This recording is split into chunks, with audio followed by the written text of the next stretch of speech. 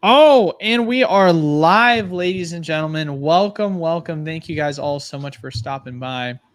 We Yeah, got a sorry guys. special. Me and Rob were here. We were waiting on Eli. He was late. No, Yep. you guys are. He does this every time. He thinks it's so funny to say that, even though that's not true.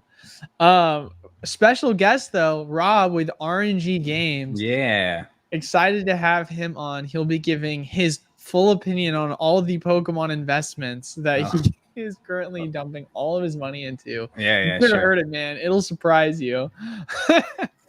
but Bulk. yeah, right. But before we jump into it, as always, if you want to support the channel, make sure you leave a like, comment down below, subscribe, and then of course, if you're interested in getting access to Magic, Pokemon, and so much more, wholesale pricing, make sure you check the link down in the description below to join, or message me if you have any questions. But without further ado, so Rob, we obviously teased it a little bit. You want to? No, I'm just kidding. No, he didn't actually say what his Pokemon investments are, but we should at least address the title and what we kind of mean when we're talking about the bull market here. I mean, there's so much to begin. Should it be talking about Stellar Crown and how it's had a successful performance? Should we start with Paradise doing really good and pre-sales have been holding up strong for booster boxes, or should we discuss the fact that TCGPlayer just is about to list Japanese product and that's going to be insane for the market itself? I mean, where do we begin? One of those weeks where we actually have something to talk about, so it's good. I mean, I just think the bull market in general, it's like it doesn't really matter what's getting released. Like, and I mean, you and Rob can talk more to the Magic side, but it's just like it seems like Pokemon it's less worrisome right now about what's in the set. It's just like the market's so strong right now that's why you see Stellar Crown come out and it's holding up at like 108, 109 on TCGPlayer. Whereas like you could say, well, it's a weaker set than before. If this was released like a year and a half ago, it probably would have fell down back in like the low 90s or something like we used to see back then. But it's just like, that's why you have to really know what kind of market you're in to kind of, I guess, adjust and, I don't know, predict what these prices of these things out of the gate. Yeah, I mean, Stellar, at least I know in store, and from what I've been hearing for people in the program, it's been selling super well. I mean, we sold 4 cases in 2 days, which for us as a new shop, that's like huge, because for Twilight opening week, we sold about 2 cases. So we're actually sold out. We're going to need more because, you know, being a newer store, I'm like, all right, I only want to order enough to where I think we're not going to sit on stock. But now I'm like, crap, I actually need more because it's just selling so quickly in the shop. So it's definitely good to hear. How's it on your end, Rob? Yeah. I mean, for Twilight, we sold like 6 boxes in store on release week. This we're up to, I just looked, 36 we've sold the first week. So it's a lot. There you go. That's a huge difference. What are you selling it at? Well, I do when I pre-sale it, it's $109.99 for pre-sale, and then once it comes out, it's $119.99. So $120. Okay. Yeah, it's so funny because I've been going back and forth with my buddy Nick, Pokemon Plumber, and like he took it so far, he put up a poll on his Instagram and asked everyone like, what do you think about Stellar Crown? Like, great, overrated, or absolutely hate it? And he was like sharing the numbers with me, tagging me in it, and like telling me how the set's not doing well. I'm like, dude, this market's different. This is gonna sell well. Like everyone I talk to, like you guys right now, selling out, selling more than you did before. I've talked to, I mean, there's a lot of stores that have like they're selling way faster than they thought. They think they didn't get enough supply. Like I think it's gonna surprise a lot of people, and I wouldn't be surprised to see this box climb up in the 115, 120 range. We had an insane turnout for the actual pre-release too. We filled up both times we did it. We had completely full both events. So that's never happened any Pokemon pre-release that I've run. It normally we get like 20, 25. This one we had was it 34 and then 36. So I mean my store could fit 40. We're like right there at capacity. And Magic, I rarely ever fill up for a pre-release. Maybe I'll get like 28, but Pokemon's just been like on a tear with pre-release. Sheesh. Definitely. Well, that's definitely a good sign at least. Yeah. So We're not there yet with pre-release. We just got approved as a Poke Play store, so we're still waiting to get our application back for the league. But we're definitely hoping to get there. I mean, people have Nice. definitely been asking a ton about it. But Yeah, no, what it's crucial, man. You gotta do it. Yeah, but no, what I was saying was I need to get on that pre-order game for stuff. We're hoping to get the website to go live here in the next month so that we can start giving that as an option for people in shop, because we just sold ours for 115 just straight up. So no pre-order price and no nothing. So I'll probably have to end up raising the price, like you said, to like 120 since it sells so fast. So, because I mean, yeah, it's great to be able to see a new set release moving the way it's moving, especially since we were kind of speculative on this set. Like we felt like it could perform well and we were going to have some like bigger hitters, but because it was a smaller set, we didn't know if it was going to be one that was going to be overlooked compared to Surging. So it's really showing the strength that we're seeing currently. Yeah, I mean, the cards look good in it too, so it's like, oh, dude, those like rainbow cards in person know. are sweet. Crazy. They look so good. I think one thing you got to think about too is like no one really liked Shrouded, and they had that like botched release of like the boxes, then the ETBs later. And so it's like this is the only thing people have to open until November. And so yeah, we can talk about waiting on Surging Spark, but people need something to open and something to chase for the time being. And it's like people have got a lot of their fill on Twilight. It's still selling, but it's like people went hard opening Twilight and then they kind of almost are skipping Shrouded. This is all we have for like 2 months. So, I mean, you got to believe it's going to get open pretty crazily. Where are you now in terms of the hype that we're seeing for for Stellar? How does this make you feel in the lead up to the new first half release with Paradise Dragona going into our obviously, teaser, I guess you'll say, for the cards for Surging? You talking to me? I'm talking to either one. I'm like, I'm talking to anyone, put it here, Rob. Machine gun fired some words and that I didn't understand, so I just stayed silent. No, what I guess I'm saying is so Surging. So Stellar's obviously it's a one Japanese set, one English set. Okay, I don't follow the Japanese set releases. So I don't Surging is our mainline English set, which is going to be 2 Japanese sets combined. Paradise Dragona, all the cards just got revealed for that, so we have teasers for what are going to be in our Surging. It hasn't fully been revealed yet because we don't know what the second half cards are going to be. Gotcha. We're assuming it's going to be a Pikachu. So I guess what I'm saying is, looking at how we've seen the performance so far of Stellar, how do we feel about Surging, knowing that, and then also including the teasers that have been revealed so far for Paradise Dragona, which is going to be in our Surging set? And Rob, I'll help you out. If he's talking about Japanese at all, it's obviously directed at you because I couldn't give a crap. Okay. How do we feel about Surging Spark, guys? It's not that hard. Good. I mean, it's gonna perform like any Pokemon set. A few weeks before, no one's gonna want it until everyone wants it, and then the boxes will be 140, and then that'll be it. And then rinse and repeat again. Everyone will hate it. Everyone will shit on it, and then everyone wants it, and then the boxes go up, and then that's it. So Pokemon, that trend will be forever. It will probably never end. Boxes will go up, and there you go.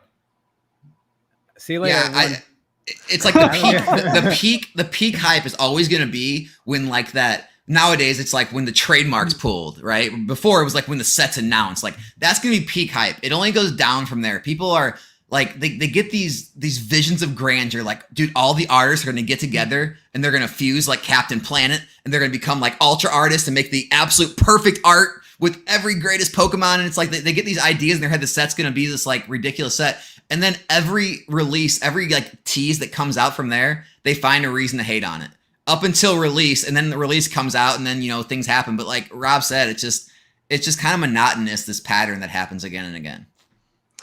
I think Alfred definitely brings up a good point. He said even Safari Zone has Surging Spark at pre-orders for 110, which hasn't happened before for the SV era. Because obviously, for those of you guys that don't know, Safari Zone is kind of known as the flash sellers of the market. They love to just dump booster boxes for cheap. So the fact that their lowest, I think, if I'm correct, is 110. I don't know if they're selling it by the 4 case quantities for cheaper, but that really should tell you about the people's demand for this upcoming set.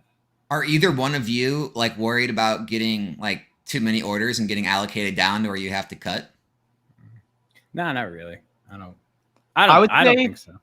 I would say for me personally, it's definitely something that I am worried about, but that's kind of completely different because we had 4,000 booster boxes requested in the program.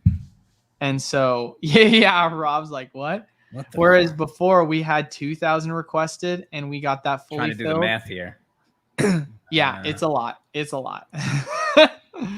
So for me, that's kind of my only concern. I've talked to my reps about it as well, and from what they've told me so far, the allocation amount that they got from Pokemon is less than stellar.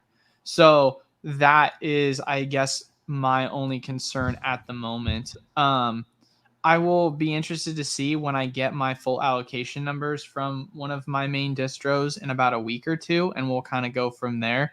But I don't know. I'm not saying, it's like panic time because we're all going to get nothing, but obviously we've never ordered 4,000 booster boxes as a program. And so I'm hopeful that we'll get filled for as close to that as possible. But, coming from the fact that our previously highest allocated amount was around 2,000, it's definitely a big jump up to say the least. And we're not talking about 100 to 200. That's like number one spender type allocations from what I was told by my distributors. Yeah, the only thing that worries me was the short pre-order window. Normally when that happens, like either it's going to be short printed or it potentially can be, or just from my experience, anytime that happens with a really, really short pre-order window, it's always a bloodbath. Yeah, well, hypothetically speaking, I mean, if it is short printed here, pricing wise, the demand's already really hot right now. If people say, even if hypothetically speaking, right, I feel like it being short printed, I feel like the psychological effect more has to do with the FOMOing of people hearing that term. They're like, oh my gosh, it's short printed. There's only going to be so much. Do we think that could have a potential psychological effect where prices just start to shoot up as the release comes up? Probably. Yeah. I mean, and Pikachu's on the art, so there you go. I don't think there's a world where this doesn't shoot up.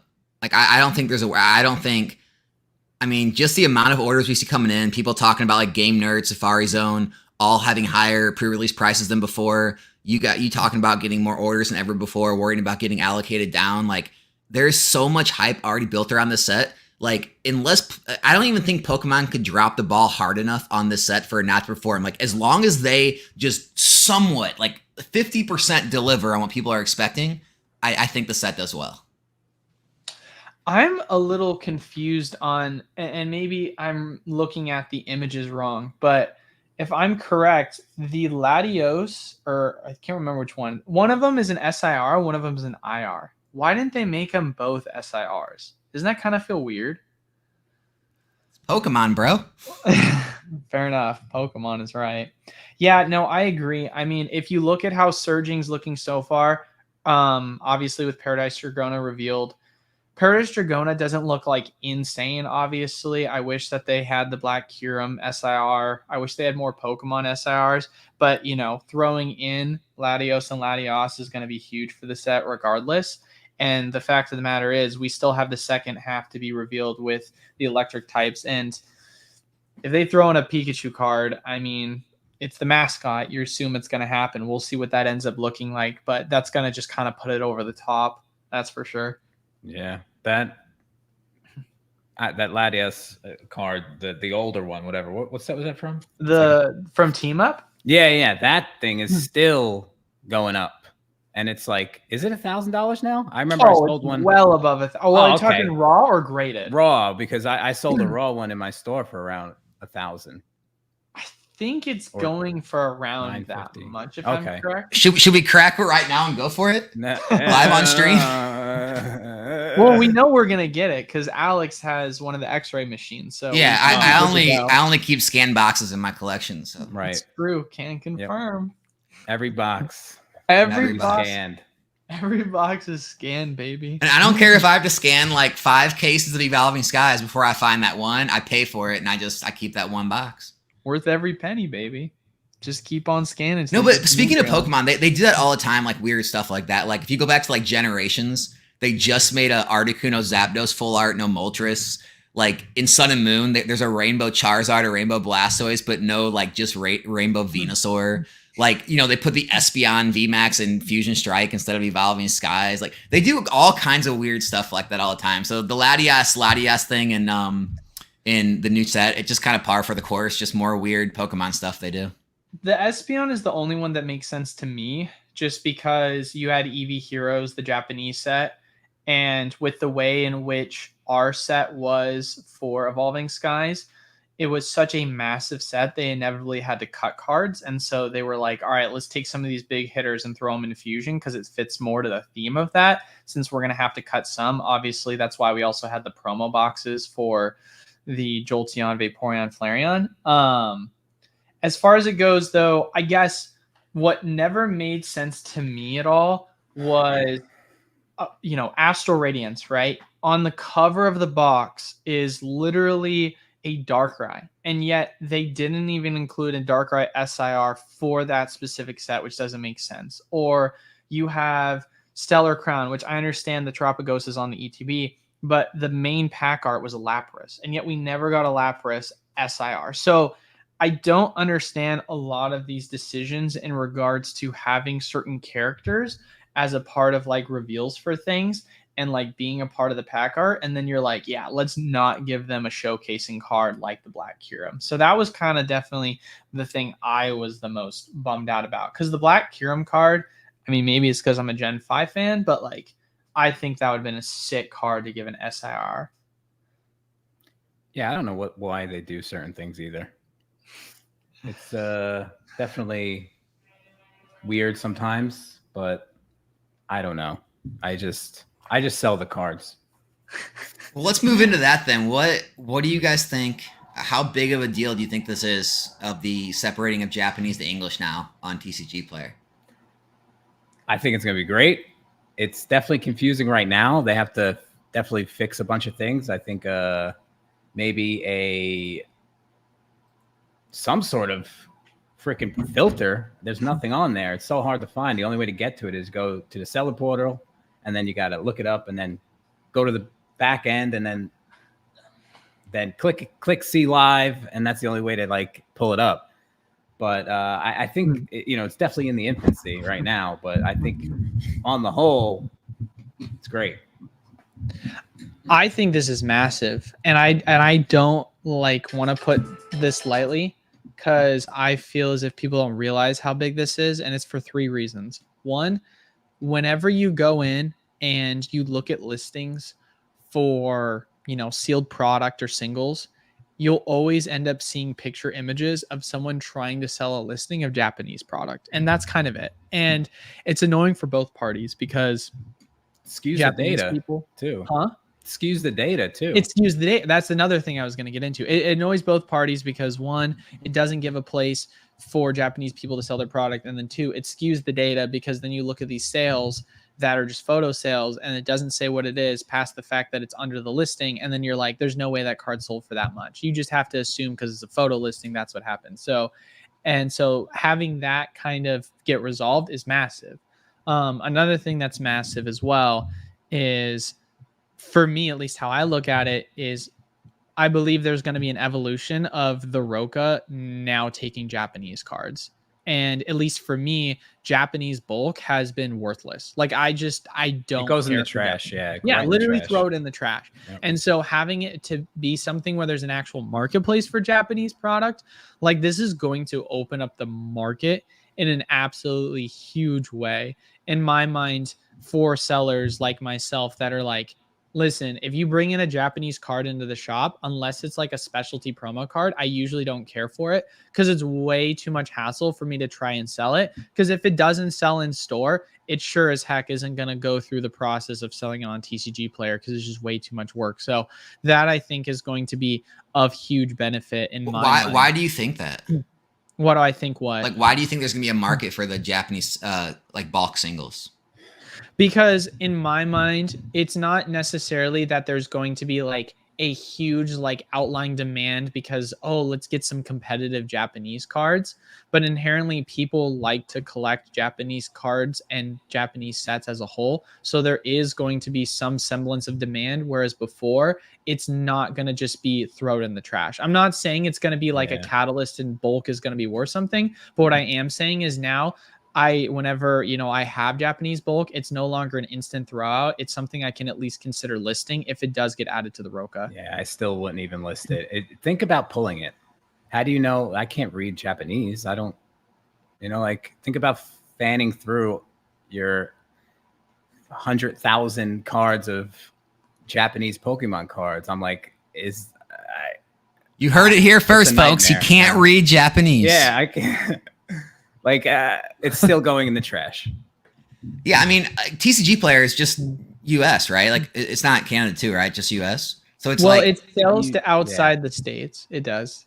Oh, okay. I mean, because it just seems like no one here is going to be playing Japanese cards, and that's like the main reason people buy commons and uncommons is like playability. I mean, maybe there's some set collectors, but even then, it's probably almost better to just get on eBay and buy the whole set if you want the. I don't know. It just maybe there'll be some market there. I don't think people are going to be like opening up bulk businesses for Japanese cards and like mass listing them, but I could be wrong. Oh no, this isn't an argument for Japanese bulk is going to go to the moon, and this isn't an argument for the fact that you should be opening up product to get Japanese bulk. I guess for me at least, how I look at it is I'll have a way to sell off my Japanese cards a lot easier.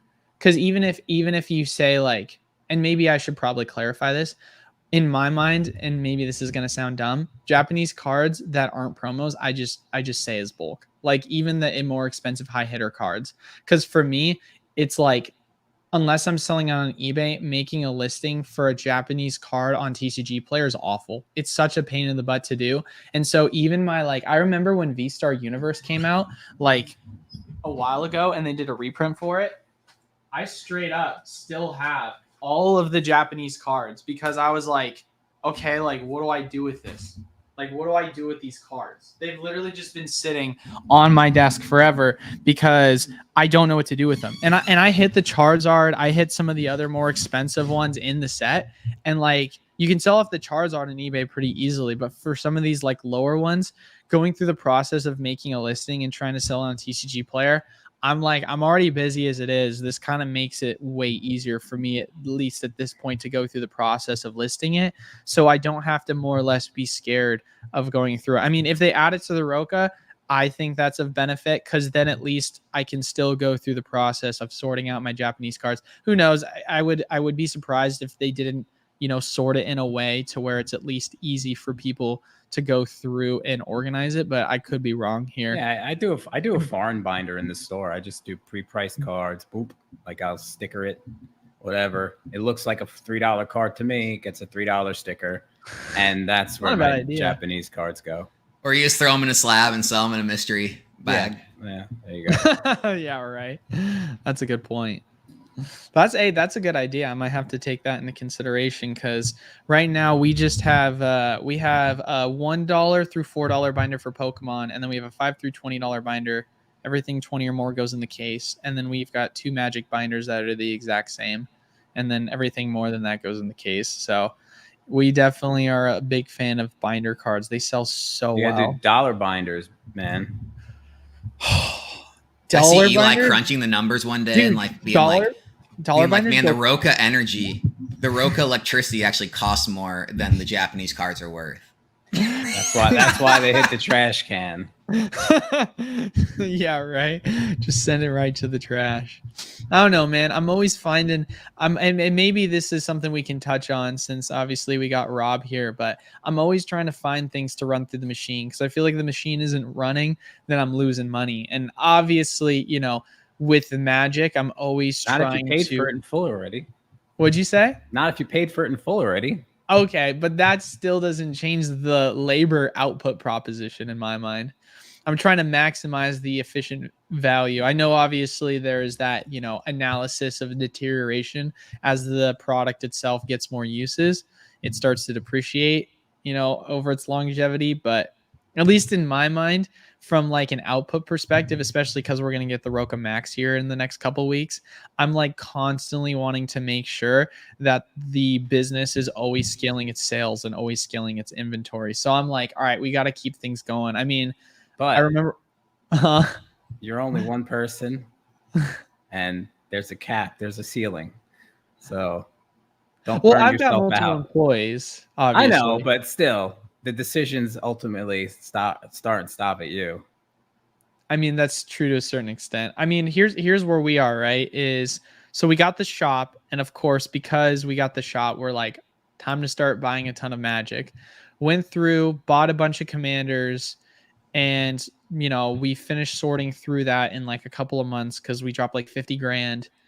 And then from there, we picked up some MKM and then some other commanders. And so we're just in the process now of just literally making sure, all right, we just burned through all MKM. What's the next set that we're going to go buy a ton of and just try and go through the process sorting? Oh, Ixalan was a big one. They did that reprint for Ixalan, which was huge. Okay, this is going to sound weird. And maybe this is going to sound foreign to Alex.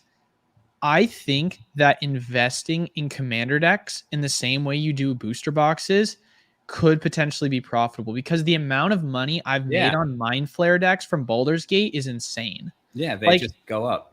Like, obviously, I'm a little biased because I do control the Mind Flare market. I literally, if you look at all the other listings, it's 1, 2 inventory, and then you see us with 130 Mind Flare decks. So like, we kind of are able to control the price, but it's weird to see because the price itself has just continued to skyrocket. Like when they did the reprint, the price went down to $80 a box, and now it's at $150. So being able to have it to where we're able to see that quick of a return. And for me with Ixalan, I broke down all the decks except for the Velociraptors because the Velociraptors were going for 140. They're now sitting at like 90. And I wouldn't be surprised because it's still a very playable deck. Like I wouldn't be surprised if it is one that ends up going up in time again in the same way because the market is so dinosaurs volatile. are probably like one of the top 5 or 10 most popular, you know, things in Magic. So like it would make sense. But also the volume of sales on a commander deck is a lot lower than the singles. So to get through that 100 and something commander deck is going to take a little bit. But Rob, I guess you've been in it a lot longer than Eli. Like, is this like a newer is this a newer trend, or has this always been a thing? I mean, have commander decks been pretty consistent, rising over time? Yes and no. Like, is it like a Pokemon booster box where it's like, okay, any modern box you throw in the closet for 3 years, you're up money type thing? It depends. It all depends if it has an exclusive card in it. It also depends if that exclusive card gets reprinted in another set. It depends on there's so many different variables. Gotcha. But a really good commander deck will, even if a reprint does happen, like even with the Dragon decks, when they reprinted the Dragon and everything like that, those decks were like 280, 290. I mean, they've taken a massive hit. They're like probably like, I haven't looked in a while. Last time I looked, they were like 220 or 200. Still, the cards inside that deck are nowhere near $200. So like, yes, it is a good investment if you like a sealed commander product. Some people don't like that, but they do go up in value. But the sales volume, once it gets older and older and older, are almost non-existent. Yeah. So you have this $200 item, and it's going to stay that item because very rarely do people buy those. They do, but the volume's so small that it's like, it's kind of like once booster boxes reach like the thousands, they become a lot less liquid. Right. And that's another thing about, investing in Pokemon that a lot of people don't think about once they start investing is, how am I going to realize the gains on this? I have no idea how to sell this thing. So you got to start selling first.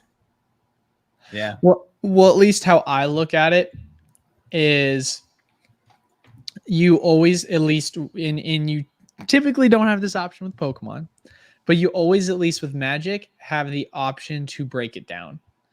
Because a lot of the cards that, like you were saying, Rob, obviously, a lot of times it might be a lot slower to sell off certain commanders. But if you break it down, the singles are going to go through way faster. You're out of stock in 30 days. 100 displays, 100 copies of a really popular card. Yeah, 30 days. Sorry, I had to get that. We add like so how we go through the process of sorting, we use our Fizz batch and then the Roka, but we'll create alphabetized batches so it's easier for us to do inventory sorts.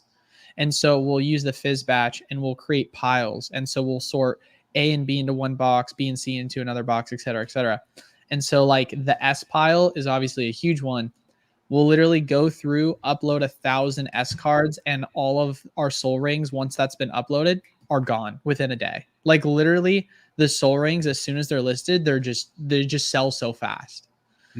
So it's crazy to see like some of these super competitive cards that are just reprinted over and over again, but they're still staples in every deck or a large portion of decks, like Arcane Signet as well. Like these cards that, I mean, you're just going to see them in most decks. And so they'll sell so fast.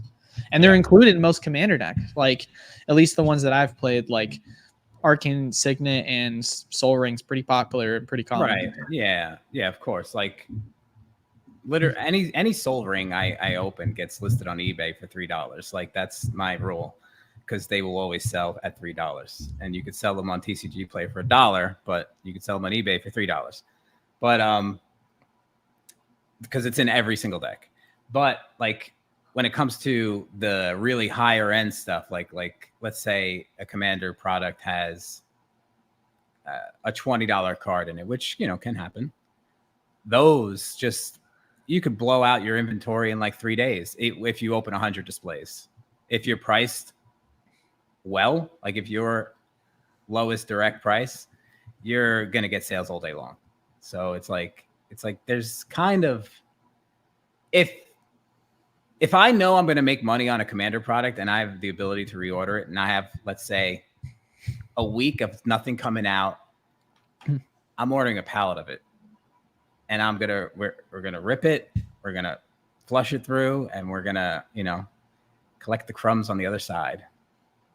Now, Rob, forgive me because I don't watch like every video you put out, so I don't know where you're at in the process of like the whole eBay thing. But are you still like using eBay quite a bit? Are you like, do you take into account like what you can get for cards on eBay compared to TCGPlayer and list them where you can get the higher amount still? Well, before you answer that question too, Rob, Alfred also said in the chat, thanks for the tip, Rob, going to sell my soul rings on eBay. I don't know if I'm kind of confused if I missed something on why he's specifically saying that, but that's actually why I asked that question. Well, I didn't know if that I saw that. I was like, wait, am I missing something here? Well, I mean, like soul rings on TCGPlayer, they're like $1. If you put them on eBay, they're $3. Right. Oh, so is that what you're doing? Is like you'll check both, and then wherever, if it's like quite a bit more, you'll throw it on eBay instead. It depends. If like, it all depends what the card is. If it's like there's retro foils from like MH3 that are like 5 cents that I sell for $2, $2.50 on eBay, just because it's a retro foil, and people add them to other orders, and it's free shipping, and they just order it all for me. How do you, I guess my question is though, how do you go through the process of like finding these prices? Like, is there a way that you're able to? There will be soon. There will be soon. Interesting. That's all I'm going to say. Oh, really? Is this in relation to POS Binder? No. It's something I'm developing. Oh, something you're developing. Oh, that's exciting to hear. Yeah, because having developed. Eli, just go to sold listings and see what they're selling for. Stop trying to be Mr. System guy. What do you mean? Dude, that's so much. If you have 1,000 different cards and you're trying to go find a way to maximize your profit, I'm not going to one by one go through each listing. No. Well, I mean, you can. It would take you a very long time. That's what I started doing. I was ripping the hair out of my head. So what do you do now? If I know a card is popular, I'm going to obviously check, and it's a casual card, It goes into like, it's not a CEDH staple, or it's not like a legacy staple or a modern staple. Well, it's not gonna be legacy, a modern staple, and it's a casual commander card. I'm gonna check the price on TCGPlayer and eBay, because 9 times out of 10, a person shopping on eBay is going to be a casual player, just trying to get a few cards. So I want to have that listing and that outreach and visibility towards those casual players. All right, another question, real quick. What do you pay for stamps, Rob? Oh, God. 69 cents. You don't buy the Eli prison stamps? What are those? No. Eli's got some back market places where apparently he gets stamps for like 30 something cents, dude. Wow. That was like several years ago. No. 69 cents. I just didn't know if you were like, in with the same broker that he uses. I just wanted to know, man. Thanks. No. No. Well, so I did have a question. Well, 67 cents. Is it 67 or 69? I thought it was 73. Is it 73? No, 69. It went up to 73 as of last. Well, 69 is what eBay charges for their plain white envelope. Oh, I see. Well, that was the discount. question I was going to ask Rob. So when you do your shipping, as far as it goes, do you because you're selling soul rings for $3 on eBay, what does that kind of look like in terms of you charging shipping? Is it free ship? Yeah, free ship. But like, here's the thing: like everyone, like they're like, okay, well, I sell that one card, and after shipping, after fees, I'm not really making much more. But like, what you got to take into account is you have like, thousands of other listings that people are going to be shopping from. So yeah, you're going to sell one, but you might sell one of that and then another one of these and then another one of those. Like I would say 70% of my sales are more than one card. So like you can't be so transactional on this one singular card and the profit margin on it. You got to go across like the whole month or even like 6 months. I forecast out sometimes. I'm like, okay, these past 6 months, what has this card done for me per unit? And if I can get a deal on, like, let's say TCGPlayer, I'll buy 100 or 200 copies of it. Yeah, I mean, I think it's just like kind of the same thing. Like TCGPlayer, the more items you have in your store, the more likely they are to add stuff on. Like eBay, like people will even put up like high-end cards or items that they don't even intend to sell. They'll just price them really high just to get people to click on their page and go to it. And then once they're there, they'll buy a bunch of stuff. So like, yeah, I think all it is just getting more people kind of in the door, so to speak. Eyeballs, but the eBay store alone, like it gets 20 million impressions a month. Yeah. So like you couldn't pay for that type of, visibility. I mean, you could, but it would be really fucking expensive. So like, and the amount of people that I actually have that like have ordered from me that live in New Jersey and then come to the store and like, oh, I ordered you from on eBay. It's a lot. So like, even if the card doesn't sell and I know it's a popular card, I'm putting it up there just to get eyeballs. I mean, that makes sense. Obviously, if you can have more outlets and it makes more sense for you to be able to, also as well with eBay, I know you can probably speak to this as well, Alex. You're having more listings. Are you going to be able to also get your fees down if you're making higher sales on eBay as well? If you get to a certain level, like it's a lot though. Like you have to be in the 7 figures, and then eBay will you can negotiate your fees down and get into their program. Like, everyone's on NDA, so they can't like really tell you. But like, yeah, that's why these gigantic stores like Football Pete and those guys can list their boxes so low, is because they're paying very low fees. They're getting kickbacks at the end of the year from their selling fees on eBay based on how much they sell. So that's a thing. But I mean, another thing on eBay is it's like a pay to play platform. So TCGPlayer, right? Like, yeah, if you're in direct, you're going to get like priority buy box. But it's like with eBay, you can list it higher than other people, and you can throw like a promoted listing 2.5% on there, and now you're going to get up to the top of the list. And so now that card that's maybe 10 cents on TCG Player and $2 on eBay, you just sold for $3 because you wanted to pay an extra like few cents in promoted listing fee. And so like that can help as well. Like I sell a lot of my PSA slabs. I'm kind of hurting myself here, anyone that buys from me, but like above market a lot of the time. And like you'll see other, listings sell for like 140, 150, and mine will sell for 170 because I throw some promoted listing on there and I just let it sit. And so like that's another thing eBay can do. Search based. It doesn't promote the lowest price. It's search based. So it's a completely different market. It's a completely different price. That's what people don't understand. They're like, everyone's so like a TCG Player, it's this. So why is you selling it for that over? It's just like, it's a different market. It can get a different price. It's just like how you shop on Amazon and certain things are $40 and then you shop on freaking Walmart and it's 20. It's just different marketplace and a different price. If the sales volume's up on eBay for a certain item, then why shouldn't I sell it? It's freaking fly. Hey, let's touch on Galaxy Card Shop's question, because I think that's actually goes into this conversation perfectly. Is have you guys put any thought into like selling more through like your own website more than like using TCG Player eBay? Eyeballs, you can't get them on your website unless you pay for it. Like every day, like if I go to my analytics right now and go to my website, I can almost guarantee you that it's under 200 people have viewed it. Yeah. And if I go to eBay, this month, 1,735 people have viewed my website. eBay, 20 million. So it's like, yeah. Same with you, Eli. Yeah.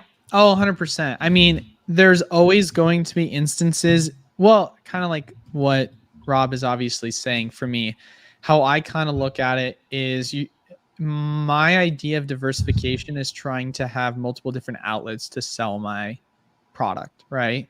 If I can sell my product through the wholesale program, if I can sell my product through the, shop, if I can sell my product through TCG Player. And so for me, obviously the evolution of that going forward is going to be the website development and then eBay. I mean, finding multiple different ways to have opportunities to sell product and having more eyes is important, because at the end of the day, you're only going to be able to push so much out through your website or through certain outlets unless you're able to get more eyes in some sort of way. And so trying to at least grow that and as well, if you're making listings on eBay, one thing that is nice that you don't typically see on TCG Player, or we try and at least do, is with TCG Player, we give people our like information in case they want to buy from us off TCG Player. Like you'll have like a business card that we'll kind of put in there. And then with eBay, you can make listings as well and try and like put in a watermark. At least that's what we've done. And it's worked with us because we've actually had people individually reach out to us that were like bigger, like straight up guys that did over $2,000 sales with us on TCG Player. And then we sent in a thing for them to reach out to us, and they reached out to us, and then they started buying from us off of TCG Player and mass volume, and we didn't have to eat the fees. So like stuff like that has been super valuable to where you can still network through using other platforms. Yeah, I mean, it goes both ways depending on who you ask, right? There's people out there that are really pro their own websites. I mean, you guys know, I'm sure Pokémon, like Brian's really pro like your own website and owning like your, I guess, more of your customers than like eBay or TCG Player. But it's like there's pros and cons of both. It's a completely different market, like just because sealed. Sealed and foreign. So like you kind of limited on your being able to get that here. So like, I think you can be. I think it's much easier for people to become successful on eBay or TCG Player, in my opinion. Like, because one thing that like he doesn't glaze over. He's really honest about everything, but it's like he's a very good marketer. Like he pumps out so much content on every platform, like TikTok and Instagram and YouTube, which helps market his business. Whereas a lot of people, they're not going to do that, right? And it's like the reason your own website's successful is what you talked about, is like you have to do all your own marketing, where it's like you do all your own marketing, and also if you want to pay for marketing, whatever, or you pay 10% and let these platforms do all the work for you. And it just seems like, that is probably going to be, more successful in doing your own. Now, if you're successful on your own, you might be able to have like build a, I guess, better business. I don't know. It's just, there's two different ways to look at things, but no, I mean, I think definitely for singles, it just seems enormously hard to build a business off of eBay or TCGPlayer with singles. Well, there's huge business out there that just do that. Like there's really like huge, like 8-figure businesses that do that. Like the just TCGPlayer, but mind you. So it is possible, but it takes money to make money, and the more you buy, the more money you make. I know it sounds crazy, but the more you invest in your business, the more money you'll make, or lose. Depends. So I got a question. Do you guys have anything in particular more you kind of want to talk on Pokemon before we go into Q&A? Because I know obviously there's always going to be an interest for people wanting to discuss. How's your store doing, by the way? Oh, did we talk about that? Yeah. We didn't talk about that. Yeah. No, it's doing good. So we've been open for 3 months. I was going to come when I was in Vegas, but it was too far. Oh, really? Yeah, it was. Oh, dude, like, that would have been sick. I was like, I can't. We have a guest room, so if you ever wanted to stay, man, and check out the area. Oh yeah. But so first month we did like 17K, and then second month we did, and this is gross, right? This is net. Right. Did 17K. Second month we did like 23, and then third month we did 35. And so progressively it's been more and more each month, which is really nice. And for us, for the business to be break even, I think we have to do about $13,000 is what our net is. Wow. That's it? That's it. Yeah. It's just 13,000. What's your rent? Rent's $4,000. So yeah. How many employees do you have? We have 2 full-time and 1 part-time. 2 full-timers. Mm-hmm. Yeah. And we pay the part-timer $15 an hour, and then the full-timers we pay $17 and $19 an hour. Wait, you're talking 13K profit? No. That's why I said this is gross. Or no, he's saying how I said my overhead cost was 13K. That's what my overhead cost is. So like rent's 4,000. I actually have it on my phone. I can tell you. Give me 2 seconds. Confused. You got to do 13K in sales, or no. Okay. $13,000 is how much we need to net to be break even. Gotcha. That's how much we need to net. Our gross is obviously, when I said we did 35 last month, that was obviously gross, not net. Okay. So my total business expenses are, we pay about $5,000 for labor. We pay $4,000 for rent. We pay $260 for phone and internet. We on average pay about $500 for electric a month. And then we have about another $1,500 to $2,000 in other miscellaneous expenses, such as business security, insurance, business email, that kind of stuff. So that comes out to roughly around 13,000 is what our business needs to profit in order for it to be break even. So, which is a lot, but for us at 35,000, having that as our last month gross revenue, that was enough for us to be at a break-even point and slightly profitable, which is huge for us. Cause like for most businesses, it usually takes, from what I've at least been told, like a year or so to be able to just hit a break-even point. So for us to be at that point within the first 3 months of the business is huge. Obviously we lost money in the first 2 months, but like the third month, I'm like, that's really awesome. Because this is obviously covering the overhead of running the entire shop itself, which currently speaking, if the business were to make $0, the shop were to make $0, the program and obviously the Roca operation would be able to subsidize that. But the goal is to kind of make it where the shop itself is able to pay for everything. Because my aspirations, at least with the business as a whole, is to get another Roka, expand that, implement new things that are going to be beneficial for the wholesale program, like breaking down commander decks, sorting cards for people in the program, shipping them out, that whole thing. So are you not including the bulk operation in the store then? In term, 100% not. No. So that's the just the bulk store, operation. and then you have the bulk operation and the program separate. Yes, I wasn't including the wholesale operation. Well, yeah, it's good or to the have bulk be able operation. to break even standalone in a business in the first 3 months. That's really good. No, the bulk operation, if I'm correct, we did about 30,000 last month in gross. So, which it's hard for me to quantify. But you already have the employee labor included in the business, right? Exactly. So the yeah. only cost of the, side Just of product. things, is product, which obviously I'm going off of Mox Alpha because there isn't really a good quantifiable way past that to calculate profitability, but our margin should be 50%. So we did 30,000 last month. So in theory, how much would that be profitability wise? On TCGPlayer, you're saying? Yeah, it says so. According to Mox Alpha, we have, based on our averages of the product we purchased from Mox, our average profitability rate is about 50%. And we did 30,000 last month gross for TCGPlayer. That is pretty good. Yeah. So that's kind of where we are currently. But like I said before, this is kind of the evolution of us constantly trying to get more Rokas.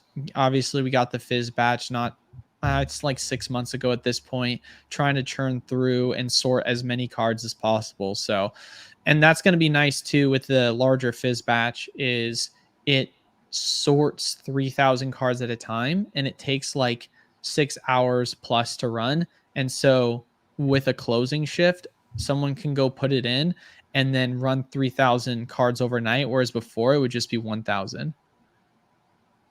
That's good. Yeah, so it makes it really nice. So, and then on top of that too, since we've been trying to force all of our volume into direct, most of our shipping is like $5. So, because we have it at the highest scale possible.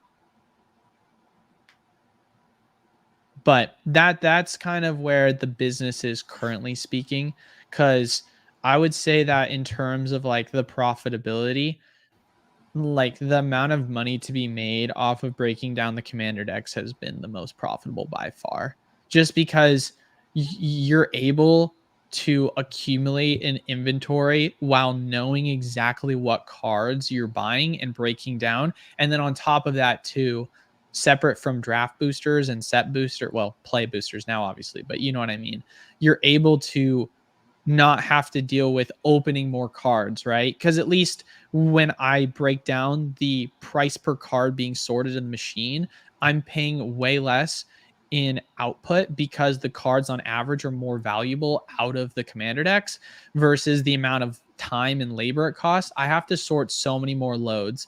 And because we were doing breakdowns a while ago, you were the one that actually told me about this, Rob, when they did the like bundle deal on Magazine Exchange for the March of the Machine bundles, and they were doing some like 50% flash sale deal on it. And we went down, broke it down, and broke down all the packs. But the labor cost of like having to break down the packs, and then you're having to sort like 4 times the amount of cards as you would if you're breaking down a commander to get the same percentage value was like so much more work. Plus, you also have to consider as well the sample packs. Yeah, but you don't like. So my process is, especially with booster packs, like, you don't sort everything, do you? Well, I have a price sift, and we have it at we have it at less than 5 cents currently. 5 cents or less. I would go even higher than that. Probably. What would you put it at? I do 10 cents. When opening booster packs, like commander decks. I'm talking about just period, just in general. Like we just have it at whatever we sort. It's 5 cents or less. Yeah. No, I mean you're gonna have a lot of cards. Oh, 100%. Well, Yeah. we're in that kind of crossroad where when we first came up with our like parameters of what percentage or what percentage of our inventory was at what value, 33% of our inventory that we had at the time was 5 cents or less. And we did the math, and our entire inventory value for Magic was about $70,000 according to Mox. And of that 33% of it, $1,000 was the total value of the cards that were 5 cents or less. And so we were like, all right, let's just swiftly get an additional 33% storage, right? So we cleaned that out.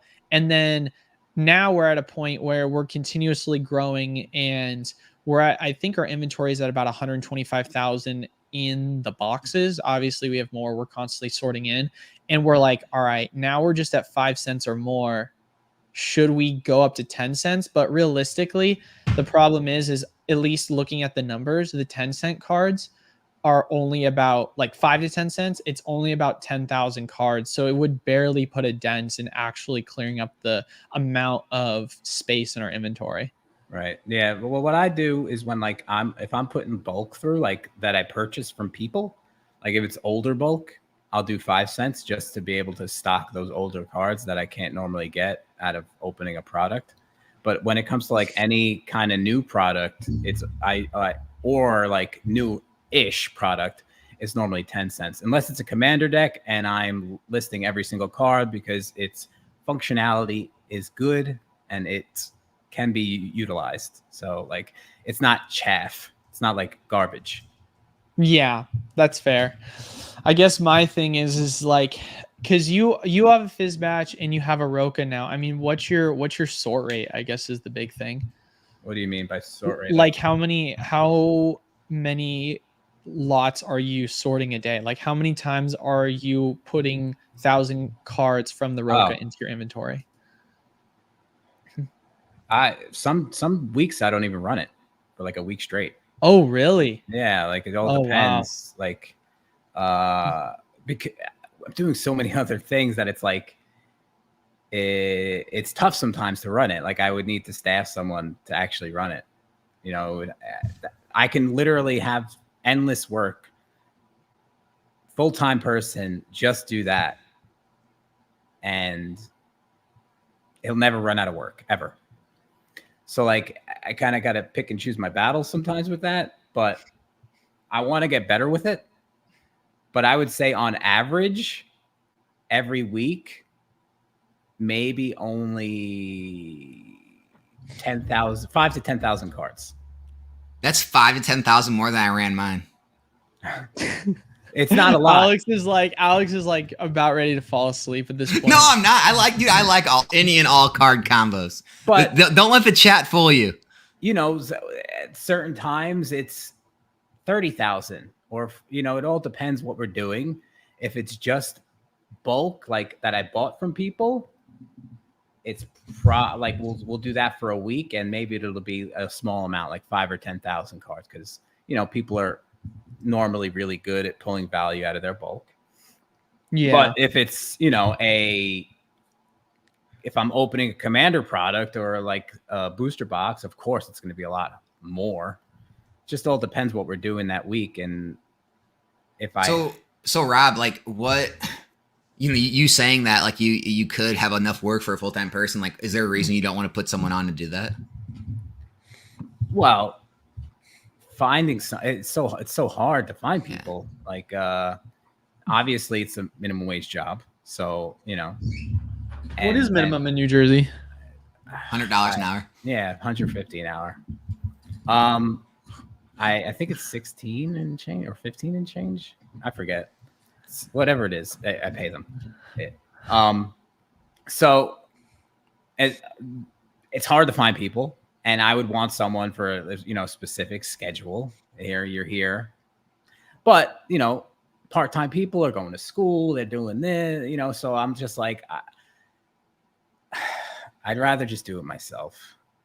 Oh, I get it. Yeah, I was just asking. Like I had, you know, before I did this, I had a lawn care landscaping company, and that was kind of when I learned I really don't want employees again. And so like I'm doing everything myself, and I plan to keep it this way. So I was just asking like where you were at with everything. Yeah, I mean, we have like 5 employees now. Yeah, 5 employees.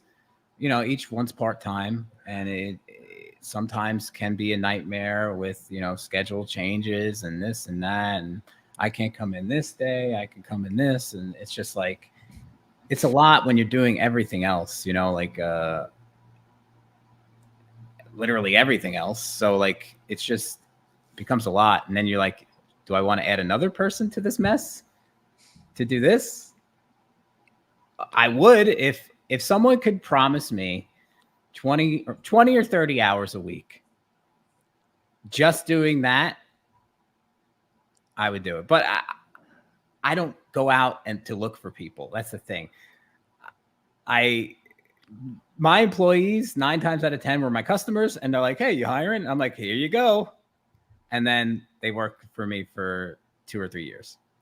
All right. Well, hey, 173 people in here. If anyone lives in New Jersey, you know where to go for a job. Oh gosh. Go to RNG. It's hard to trust people too. There's a lot of money in here. Like, you know what I mean?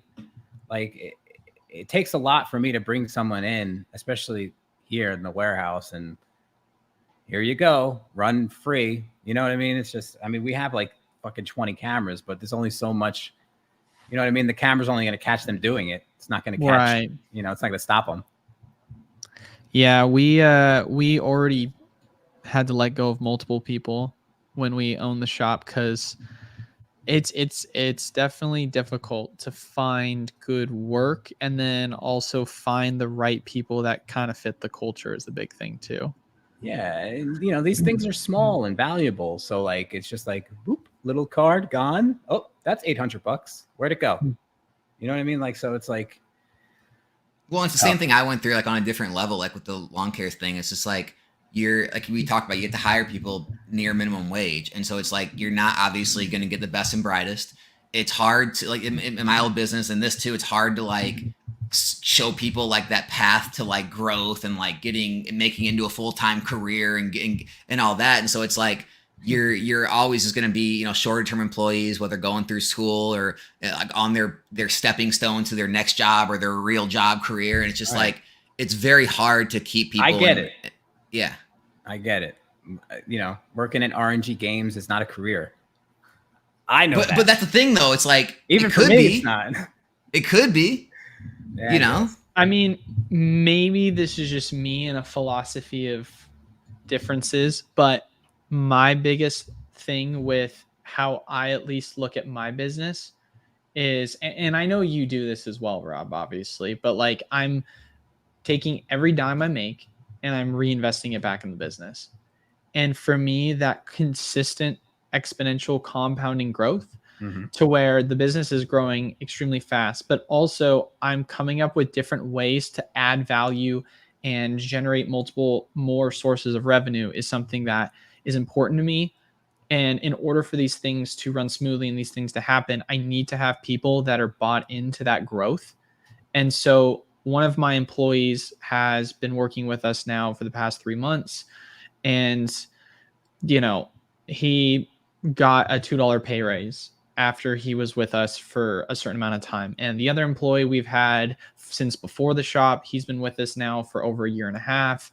And he obviously is getting paid the most. And my continuous like sales pitch, at least to my employees or at least to people that kind of want to work in the business, is this isn't a like interview where I'm like, all right, I just want to put you in a minimum wage job and you're just doing this as like a summer job. I don't want those kind of employees. Like I want those kind of employees that obviously we go through a test period, because I'm not just going to say, all right, you're going to make all this money if you stay with us for X amount of years. It's like, no, I want to see how you work. Do you fit in the culture? Yeah. Do you fit well as an employee? And then from there, we start to have a conversation about your future in the company and looking at it from the perspective of, okay, where do you feel about your situation that you're in currently in the business?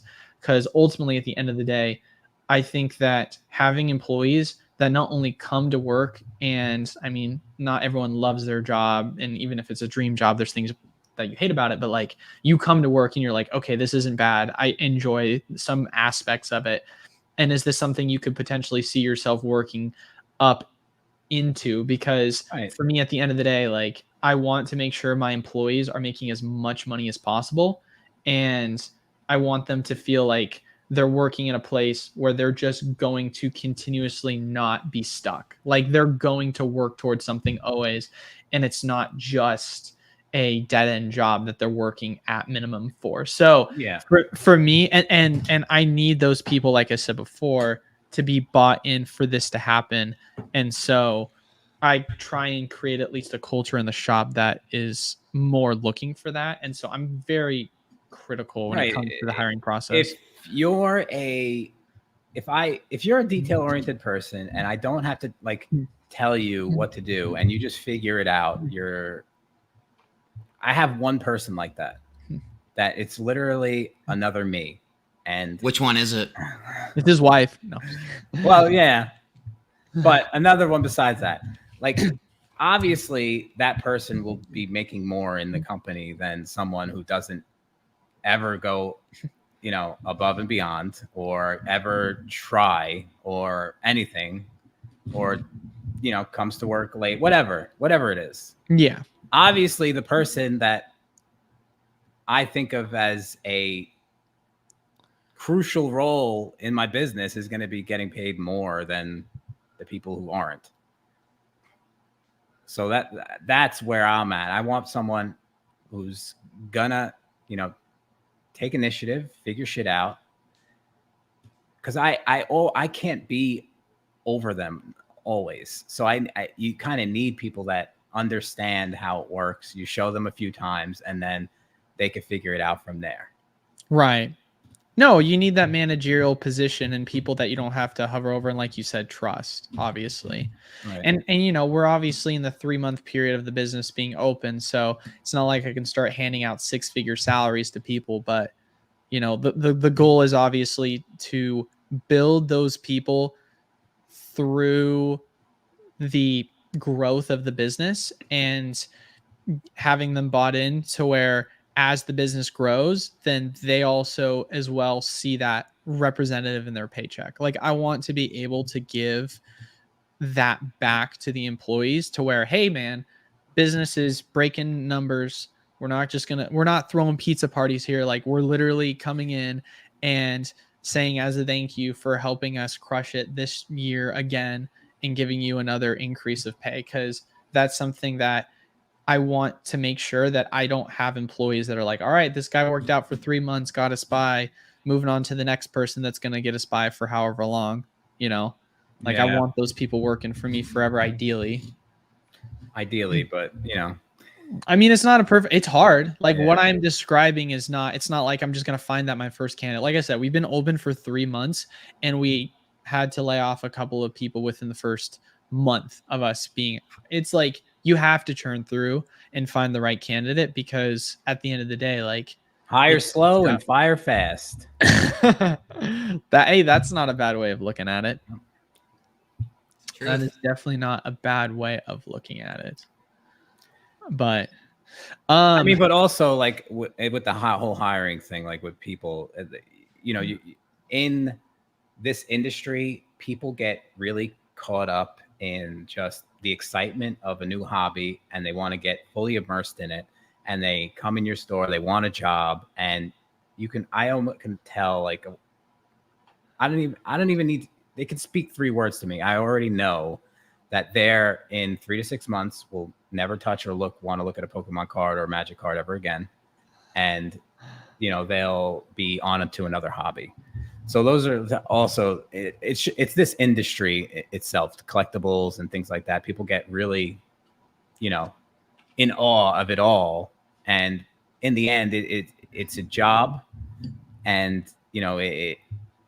it's no longer a hobby once you get behind the counter and start working. It's like a job, just like anything else. So, people get really excited when they find something new and want to get immersed in it. I mean, it's true. It's why people that are like us who talk about the dollars and cents so much, why we get hate online. People like it's about the cards, the hobby, have fun. It's just like, once you're in it long enough, you flip through so many cards, you've bought and sold so much. It's just like, yeah, I still like have a passion for it. It's why I'm in the business. But at the same time, it's like, yeah, everything does have a dollar value. Everything is, you do have that, like the money signs in your eyes. Like when you look at stuff, you're like, well, I could sell that for this. I could buy that here.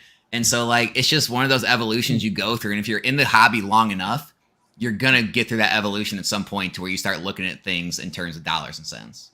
Yeah. Well, especially as well when you think about, and it's funny, to Rob's point about seeing that with employees where you're like, hey, I can already tell this guy's going to only last 3 months. I feel like when we talk about the aspect of profitability within a business or why people open shops, that mentality I feel like is super prevalent within shop owners, even where they'll be like, oh, the idea of opening a shop sounds so great because, Right. I get to be around Pokemon or Magic all the time. Yeah. And there's definitely a fantasization of it. And then when you kind of go behind the scenes and see a lot of the nitty gritty, like, listen, I enjoy the bulk side of the business because it's all crunching numbers for me. And it's really easy as well when you have analytics that are able to help you kind of process things through profitability. But when it comes to the nitty grittiness of it, it's very like it's mindless work that can get boring real quick. And a lot of people can't handle it, right? A lot of people are fine with that.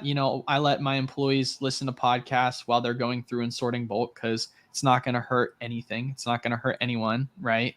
And that kind of gets them through the day. But there are times where people will go through and they'll try and sort the bulk and they'll be like, I can't do this. Like, this is mind numbing. But those people tend to also be a lot more social butterflies and they'll want to kind of be more in the front and interact with customers. And then you'll kind of have to find that role and whether it fits. So there's definitely some key cogs to it that as an employer, you need to figure out. But yeah, it's just there's just so many things. Like the grass it's not always greener. There's always going to be things that people don't realize until they get into it, and then they're like, shoot, did I make a mistake? Did I really think this is what it was going to be? And then it ends up being completely harder than it actually is. No, the grass is always greener. The next Evolving Skies is right around the corner, and the next set's gonna be better than this, and the next set that just got announced, and the next set a year from now. Everything's better in the future, man. Never focus on the here and now. True. Yeah, that's definitely for sure. But any questions you guys want to start going into in the chat? We've been going for like an hour and 11 minutes at this point. Dude, chat's been wild. I've been cracking up. Yeah, chat's been wild. Do you have a moderator? Technically, because I would have banned like 7 people by now. Oh, what happened? I know. I don't know. I'm just looking through. I literally saw. I know what you're referencing. Okay. I know exactly what you're referencing. So Man, Rob, this chat's tame, dude. You don't want to come to my channel, dude. Well, my thing, and maybe this is something I need to figure out for myself. I try to be like, you can say whatever you want because I don't like to just immediately bam hammer people because I believe in like free speech, but it definitely kind of gets borderline a lot of where you're like, all right, this is getting a little too much to where this is now becoming toxic, and I'm like, this is not productive for sure. So I totally get what you're saying. I know exactly what you mean. Just like, dude, what's wrong with you? Who hurt you? Yeah, right. I don't know. It's definitely a question. Let's hit Don since he was the first one to drop, and then we can go up from there. Don says, what is the pros to bulk? With most people not wanting it, what are the other avenues to get rid of it? Oh man, this is a great one for Rob. I feel like sell it to me. I don't know. Go to a store and sell it. It's mind-numbing work. It's crazy. It's nonstop. If you want to sell it yourself, you can do that. TCGPlayer is great for that. But the pros to bulk is you buy it for really cheap, and 9 times out of 10 you're gonna quadruple or 5x your money on bulk always. So it's a kind of risk-free. It's the highest profit margin in the business, and it's kind of what drives the business. It's all pros. I mean, I would say the most important thing to consider, though, is the time cost analysis when it comes to bulk, obviously. And that's the whole sales pitch for the direct program anyway, is you have to make sure that, yeah, if I am buying a car for a penny, selling it for $1, I 100x my money. But the time in which it takes for me to sell that card has to make sense. Because if it takes me 10 minutes to sell that card, which obviously it shouldn't, but let's say it does, then you're now making $1 for that 10-minute period, which is $6 an hour, which no longer becomes worth it regardless of the margin. So making sure that with what Rob's saying, you're also taking your time into consideration is extremely important. So being as efficient as possible, learning to churn as quickly as possible is really the name of the game. Like that's the real trick to being profitable with this. It's, how quickly can I get my stuff out and how quickly can I get it sold in mass amounts? Yeah, I mean, obviously having the machines and stuff like that help dramatically. You load up the magazine, it's done in 30 minutes, and you have a stack this big of sellable cards. It goes into the Roca, and boop, then it goes on the desk for my employees to put away. The full process could theoretically take an hour, maybe, for like a few thousand cards through the So here's my question. thing. If you didn't have employees or machines, is it worth it? Well, no, probably not. I mean, here's the thing. As a hobby, yeah. Like if you're a player or you're a average hobbyist and you don't want to, you want to open crack packs and you want to sell off the stuff don't like, then yeah, of course, any dollar you get back, you could put back into the hobby. By the way, Don's got 500,000 cards if you guys are interested. Yeah, I'll take it. Oh my gosh. Well, I would say that to answer that question, Alex, it's a yes and no question for me, because ultimately you're not going to have the revenue to start off with the machine. You're not going to have the revenue to start off with employee. I mean, when I started the business and I was doing bulk, it was just me, right? And so I think the evolution of that needs to be you getting an employee and you getting a machine.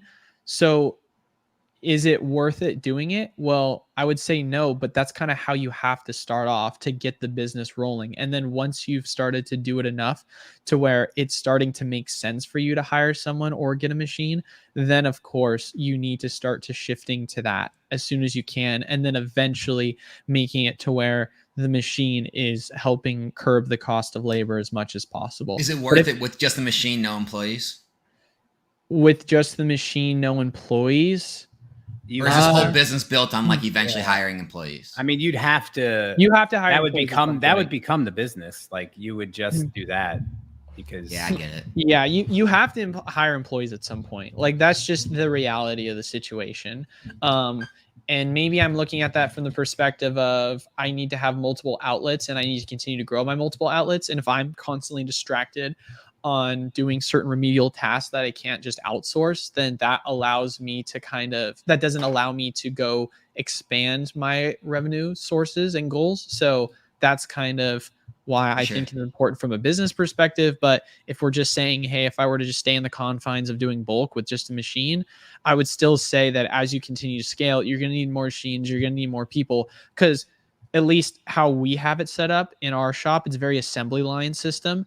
And so having multiple people that can in an assembly line churn things through is really important. And that efficiency ends up going up more to where your labor cost, sure, you're spending more on labor because you're hiring someone, but your efficiency is going faster because you're now not having to have one person go back and forth between a desk. You're able to have one person do a task, then hand off the next task to the next individual. And then it allows that kind of workflow to be a lot better for the overall productivity compared to the cost. That's something that I have a problem with, is actually giving people the task.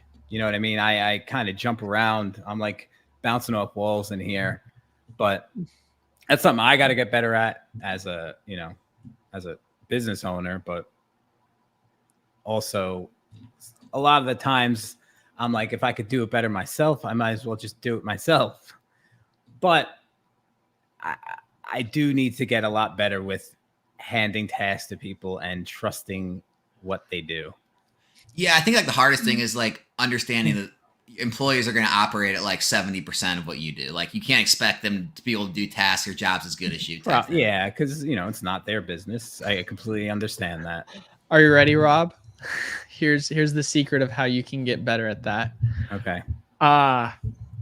Japan was it kind of forced me to to kind of trust people because man, that was crazy what you did, dude. Well, I literally was so stressed out in the lead up to Japan, so I did my best to train. I mean, my employees already had certain day-to-day tasks that I very remedial that I trust them to do, but there were certain responsibilities where I was like, all right, I'm going to be gone. They have to do these responsibilities. And it was just constantly training them for like a couple of weeks on it. And then it was one of these things where I'm like, listen, I've worked every single day for the past 3 months. If I want any semblance of time leaving the shop or the office, I have to make this happen. And so Japan kind of forced that to happen. I mean, the shop is one thing that, I completely have trust in the people I have running it. It's here, like the brain of the operation. You know what I mean? Like the hive mind here. It's hard for me to just because the intricacies of everything. Yeah, well, that makes sense. It's you scan it, you sell it. You scan the barcode, you sell it. You type in the card, you sell it. It's kind of easy. Here, there's 30 million other things. Well, I guess maybe that part I haven't figured out yet, at least because when I was in Japan, as much as I hate to say it, I still was working every day 4 to 6 hours a day. Like mainly wholesale program stuff, obviously, because with the shop, like you were saying, a lot of the shop and I mean, even wholesale tasks like shipping out product, that is something that can be done. But in terms of responding to emails, responding to customers through Discord, responding to my reps, like I had all these things that obviously still went on, and I'm the main person that does that, right? I respond to all these things. And so it is definitely difficult. And it was eye-opening for me because I was like, if I'm ever going to truly have like a full day off where I'm not working, I need to, one, be able to have someone that can get to these messages for me. And honest to God, more importantly, I need to get a business phone because like I have people that will message me at like 3 a.m. asking me questions, and it'll ping me. I'll have people that will message me on weekends during like off hours as well. And it just becomes something where, because of my ADHD, my ability to not respond is really difficult. And so I really struggle with time management in that regard. And I'm all of a sudden just sitting here like working on weekends when I don't want to be, and I haven't taken a day off.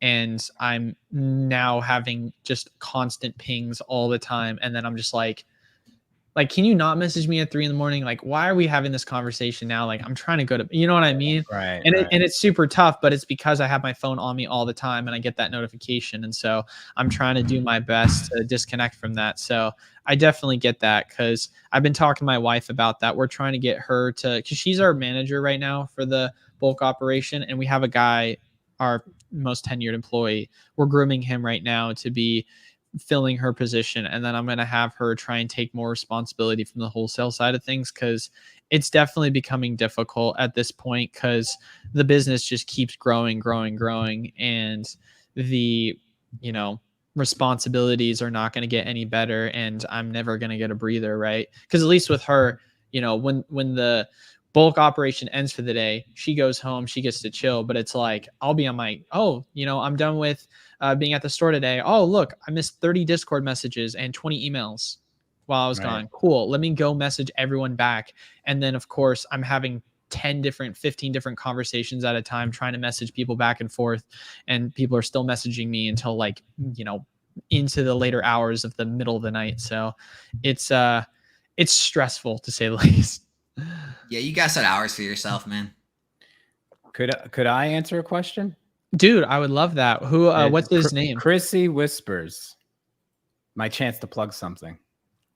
There we go. Hmm. Rob, how are the shows going? I vended one, wasn't for me, but I try to get to most as a buyer at least. So my wife last year, she started a trading card show, to, I guess, bond with me and other people in the hobby. So our first show, it's been like a year now. Our first show, we had like only 40 vendors, very small. We grew up to about 100 now. And the next show, December 1st, we're going to have a venue of like 150 vendors. So it's grown exponentially this year, like crazy, all thanks to her. It's amazing. So if you're in the central New Jersey area, October 5th, that's our next show at the Delta Hotel. Opens at 9, I think. I forget. She knows all those questions, but follow it on Instagram, New Jersey TCG Show. And yeah, so our next show, December 1st, will be 150 vendors in a new venue, huge place, double the cost, but for the hobby, right? So October 5th, next show, New Jersey TCG Show. Follow it on Instagram if you're in the area, or if you want to vend December 1st and you're not from the area, contact my wife. She'll set you up. All right, Rob, another good question for you. Let me see if I can find it. I'll be interested to see what your answer is. Do I pay myself? Yeah. Above minimum wage? I feel like I know this answer already. We've talked about this before. Well, I gave myself a raise now, so I'm at $6 an hour now. Heck yeah, baby. Yeah. No, I don't pay myself. I live off of savings until I run out, and then I die. What's the real answer? What's the real answer? I mean, yeah, of course I pay myself, but I pay myself like a wage. Here, let's ask this: Are you making more than every one of your employees at least? No. My employees all make more than me. That's such a funny question. A lot more than me. I'm over here. Like, I mean, the thing is, like, before we opened the store, I set up my life to not have any bills. Like, we own everything outright. So it's like, I need X amount to live off of. That's what I'll pay myself. And, if I do the hours / time to money ratio, it's about $6 an hour. You guys have your house paid off too? It's almost. It's like down to, pennies at the moment. That's huge, man. Imagine having a mortgage. God, you're so cool. I'm jealous. I guess.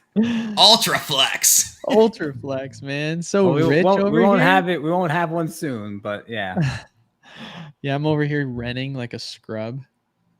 No, honestly, my answer to how much I make or how much I pay myself is really simplistic. I look at how much I need to pay groceries, how much I need to pay rent, and then a couple of like very small things like, yo, I want to go out this week. Let's go out to dinner type thing. And like that's literally $10 over my cost of living. No, that's literally that is my best answer because for me, one, like I said before, the business is in its early stages. And so it needs to grow aggressively, and reinvesting in my employees and trying to pay them as much as I can, as quickly as I can, reinvesting in the business itself and being able to continuously grow it and compound.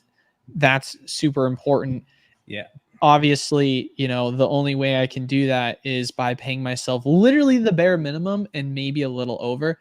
The only thing that's like a real luxury that I would say that I pay for is I do spend $800 a month for personal training, but I did that because I literally gained 60 pounds when I started the business and started to occur a bunch of health issues. And for me, it was a very good time in the growth of business, but very dark time for me mentally. And so that was something I very much needed for myself. And also it's been good for the business too, because with my health being better, it allows me to, be better, Yeah. Yeah. Same. I mean, I get a meal service.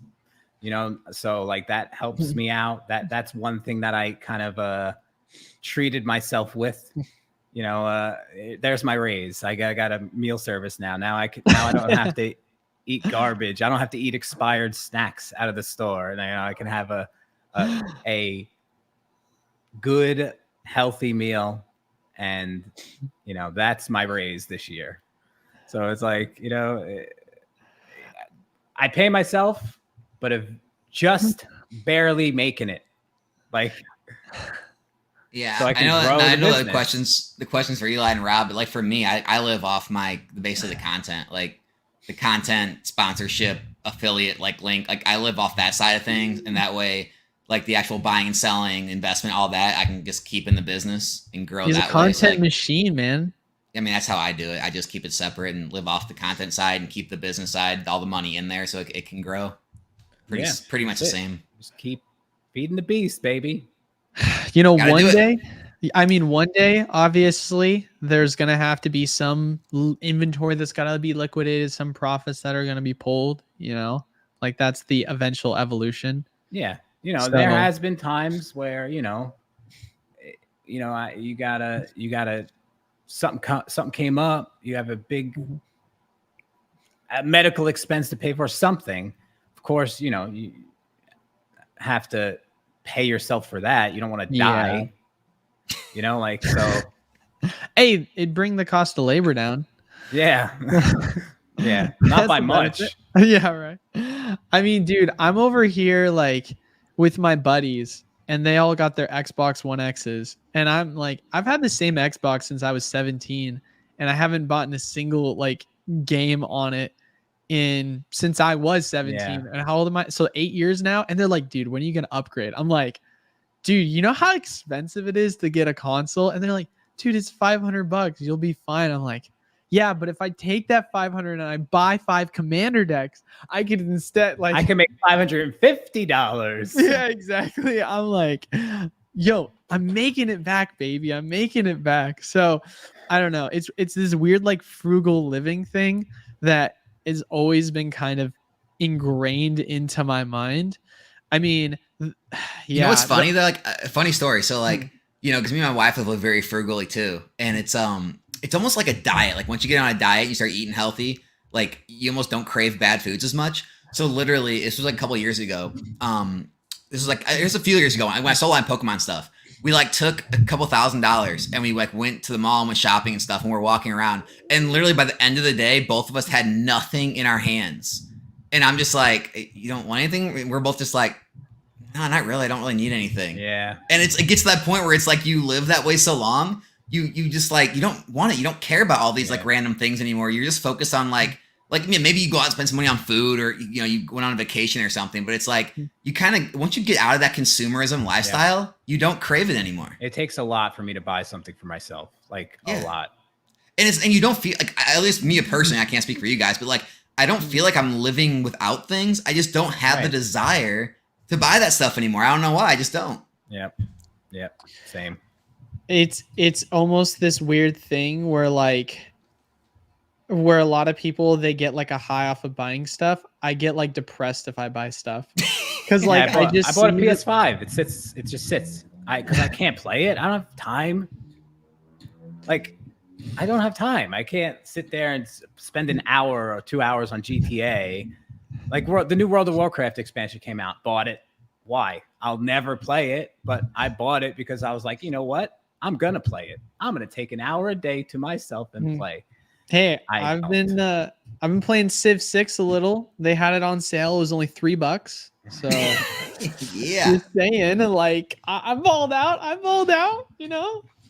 But hopefully, I do want to start streaming soon, doing like breaks and stuff since we got hooked up with Fanatics Direct and stuff like that. So like, oh, you got in?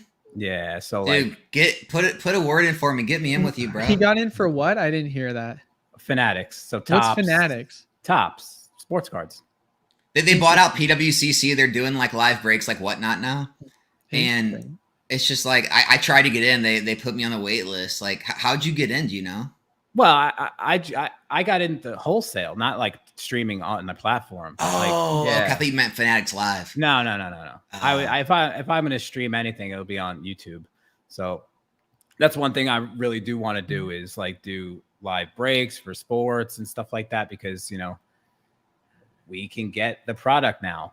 You know, Topps has pulled their product from almost all the distributors. So like Fanatics is doing it directly now.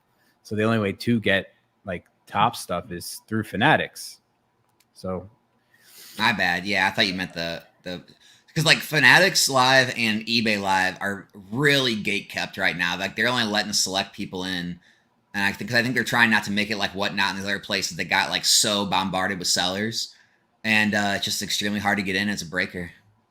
Yeah, you probably do have to have some sort of breaking history to get in. Well, I mean, I sent them all of my like website sale. I sent them my following, like everything, and it wasn't enough apparently. ChatGPT helps me with my pitches.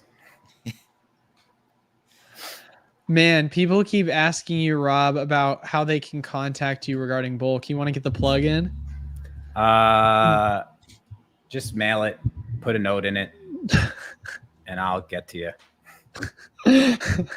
I mean, do you have like your website? Does it say what your buy rates are? Or is there a way they can go to Instagram and the pin post is all the current rates.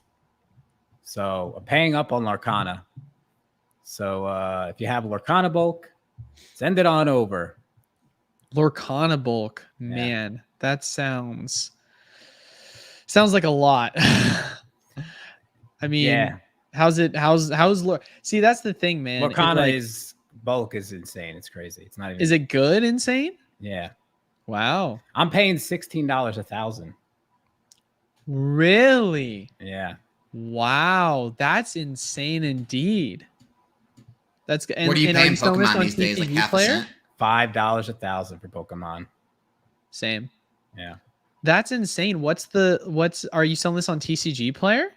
No. Oh well, yeah. TCGPlayer and the bulk lots.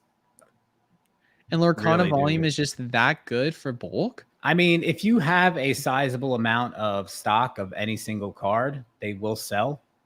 Like if you have more than one copy, you know, you're gonna sell it obviously at a higher rate because people always buying play sets.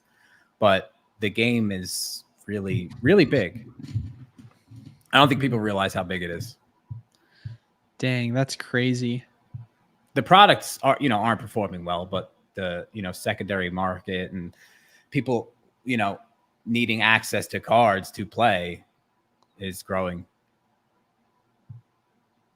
All right, let's do a Pokemon question just so that we can make sure everyone still gets their Pokemon questions answered. Alex, would you rather buy? I'll be back. I gotta pee.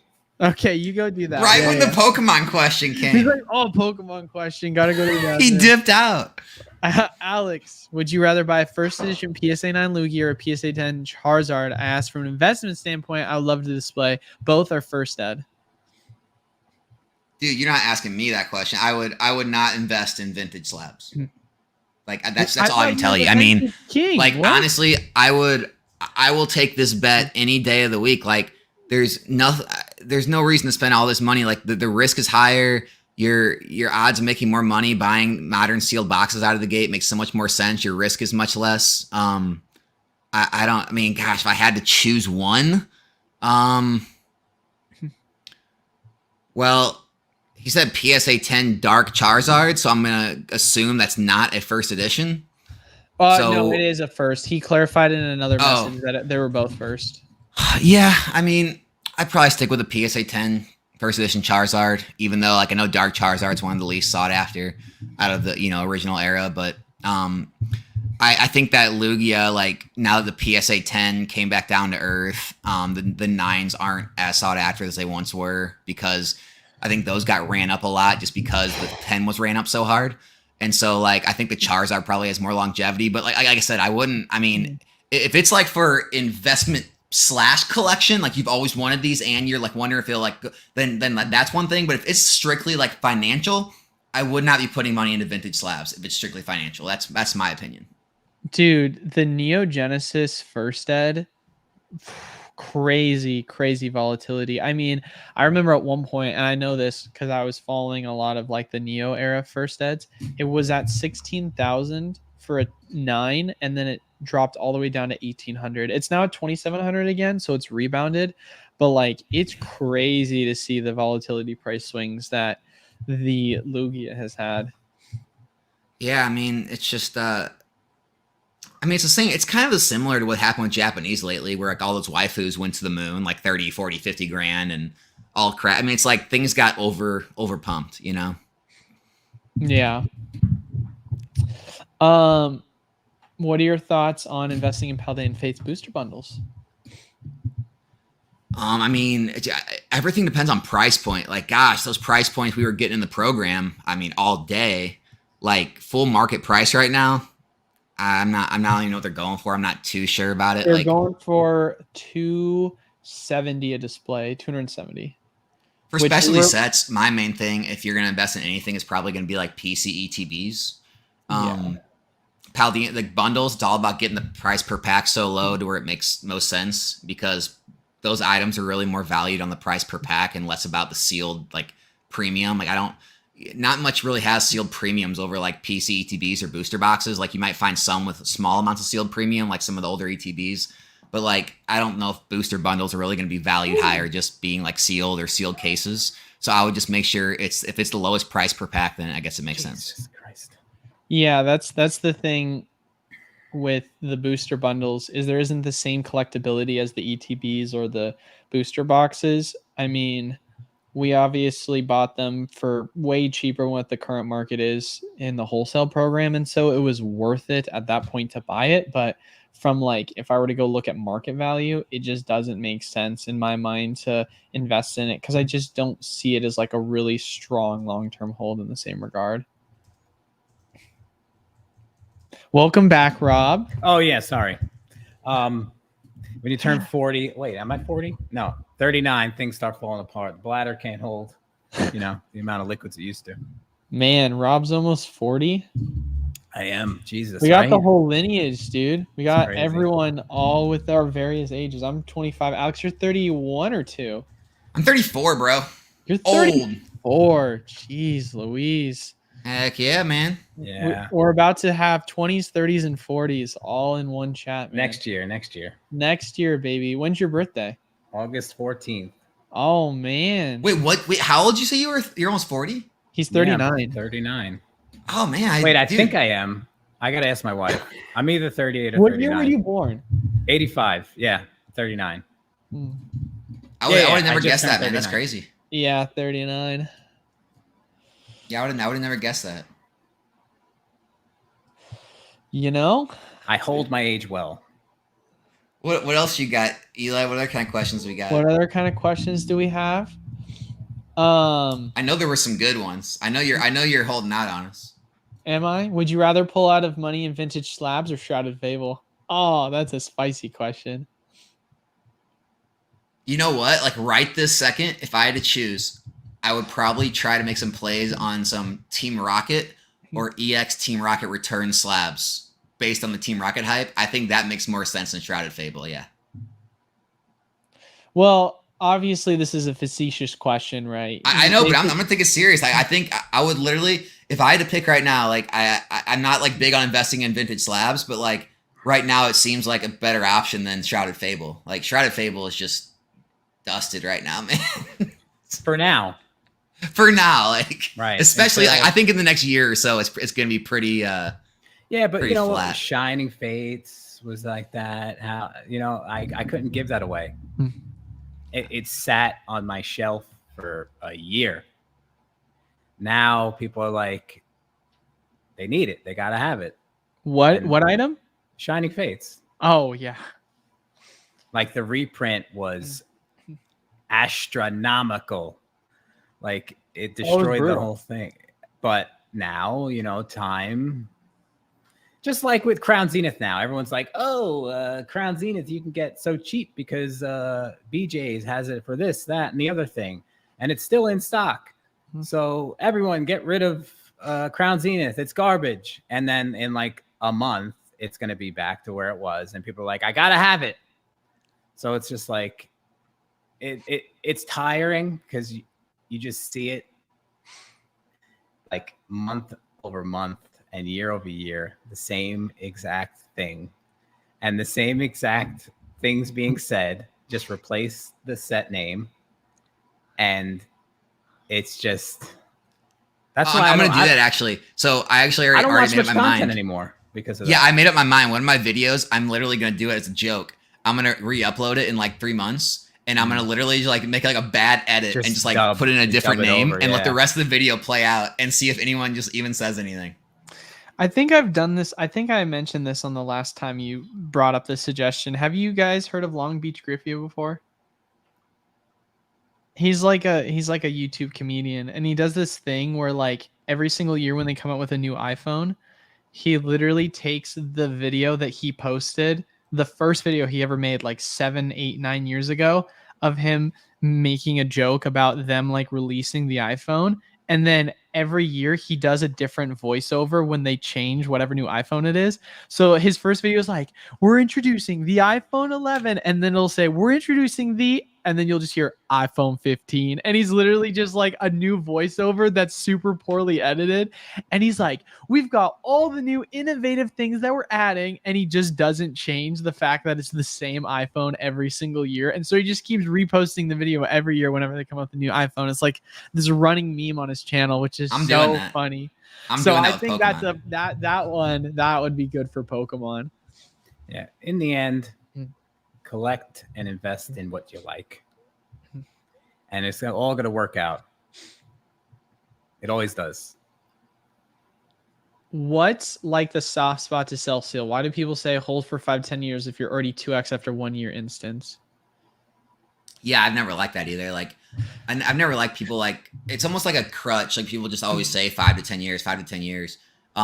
Everything's different. Like, you know, if I haven't sold any, but like, yeah, if Twilight Masquerade runs up to like $200 and there's a very high chance of a reprint, yeah, I'm probably going to take profits on it and then look to buy back in. Like, I understand that. Like, you know, because if you're buying something in hopes that you double your money in the next 3, 4, 5 years and it happens in a year, yeah, it can make sense to take your money. I think everyone's plans are different, right? Like you can't, there's no one size fits all. And also, you know, like when it comes to investing in the stuff, like I said before, you know, you have to have the out.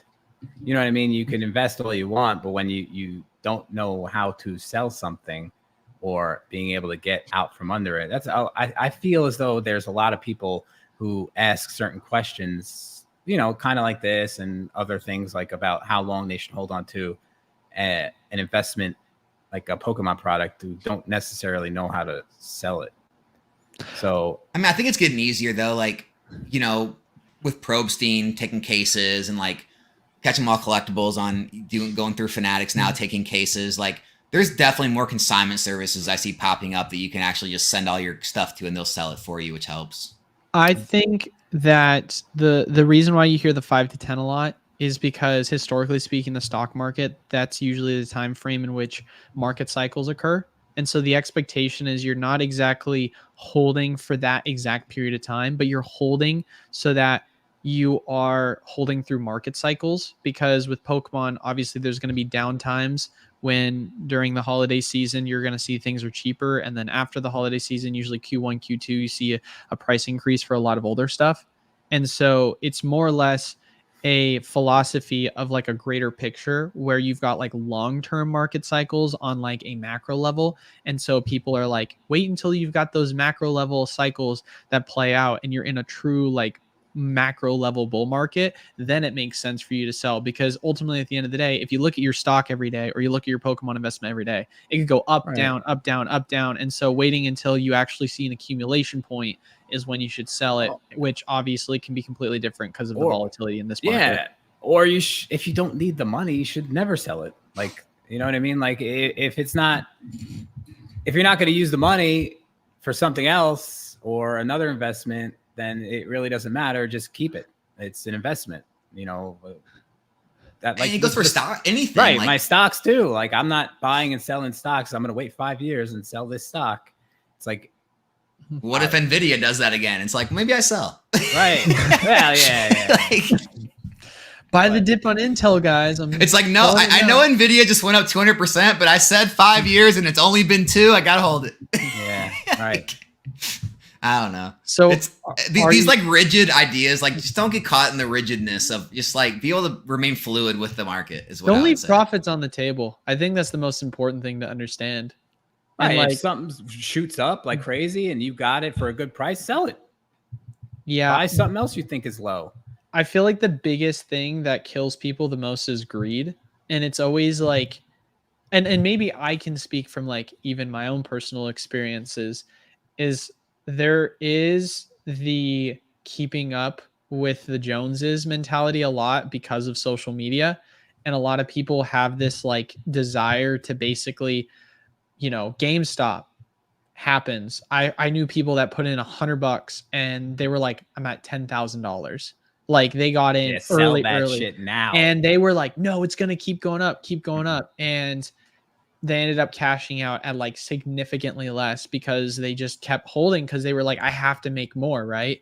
Yep. And I think that's where a lot of people really start to get lost in the sauce, because it's really something where when you have those opportunities, you shouldn't be a deer in the headlight that just sits there and says, this is like, gotta keep going up. It's like, no, you take those wins, you pull them off the table. And if it goes up more, hey, you at least cashed out significantly higher than what your original investment is, because it's going to hurt you way more emotionally if it takes another dive after you sat there and just said, I'm going to sit because it's going to keep going up. Like, there's just too much risk to that. You got to be able to at least take profits. I'm not saying sell everything, right? I'm not saying like, if you're in that position, you have to sell all 10 grand if that's how much you made, but like at least take some of the money so that you're protecting yourself to where if it does go down, great, I didn't lose as much of my profits. And if it goes up, great, I still made more, but I at least was able to preserve my assets. Like that's, I think, the most important thing.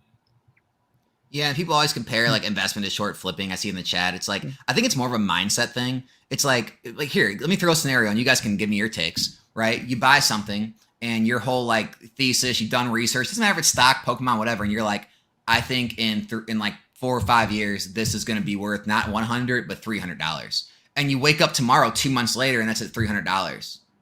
Well, that's what you were wanting to do in 5 years. Do you not like take that profit? Do you continue to hold? Like, it's like, you constantly go through these. So like, I've done it with stocks before where I've bought in and then all of a sudden something happened, news, earnings, whatever. And it just absolutely jumped up like mad. And I'm just like, I sold. What I had intentions of holding a lot longer, but I took advantage of the gain because it was there and it was more than I thought. And so it's like, I don't think there's really a time period that says, am I a flipper? Am I an investor? It's more of just treating each individual position like, on its own. What do you guys think of that? 100%. Yeah. I mean, you don't have to pigeonhole you into like, I'm a flipper or I'm an investor. It's like, if you like the hobby and you also enjoy the aspect of the finance behind the hobby, that is your hobby now, like, so it doesn't matter about like flipping or investing. If you enjoy the finance of it all and how the product does over a long period of time or a short period of time, got to do what makes you happy. Yeah, it needs to be said more often. Yeah, no, like I said, don't leave profits on the table. Don't say to yourself, I'm going to hold for X amount of years, because why are you holding for that amount of time? Like, realistically, is it because in your mind you think it's going to go to a certain price? Right. Like ultimately at the end of the day, you're holding because you want to make profit. And Yeah. if you can make profit and you do it faster than 3 to 5 years, why shouldn't you take profit? Right. I thought Modern Horizon 3 collector booster would be $600 by now. I was dead wrong. But now I've dug my heels into the sand and I'm not selling them until they hit 600. So, it could be a very long time. Me with Velociraptor decks. Right. Waiting for 140 again. Rob, what did you do before your business?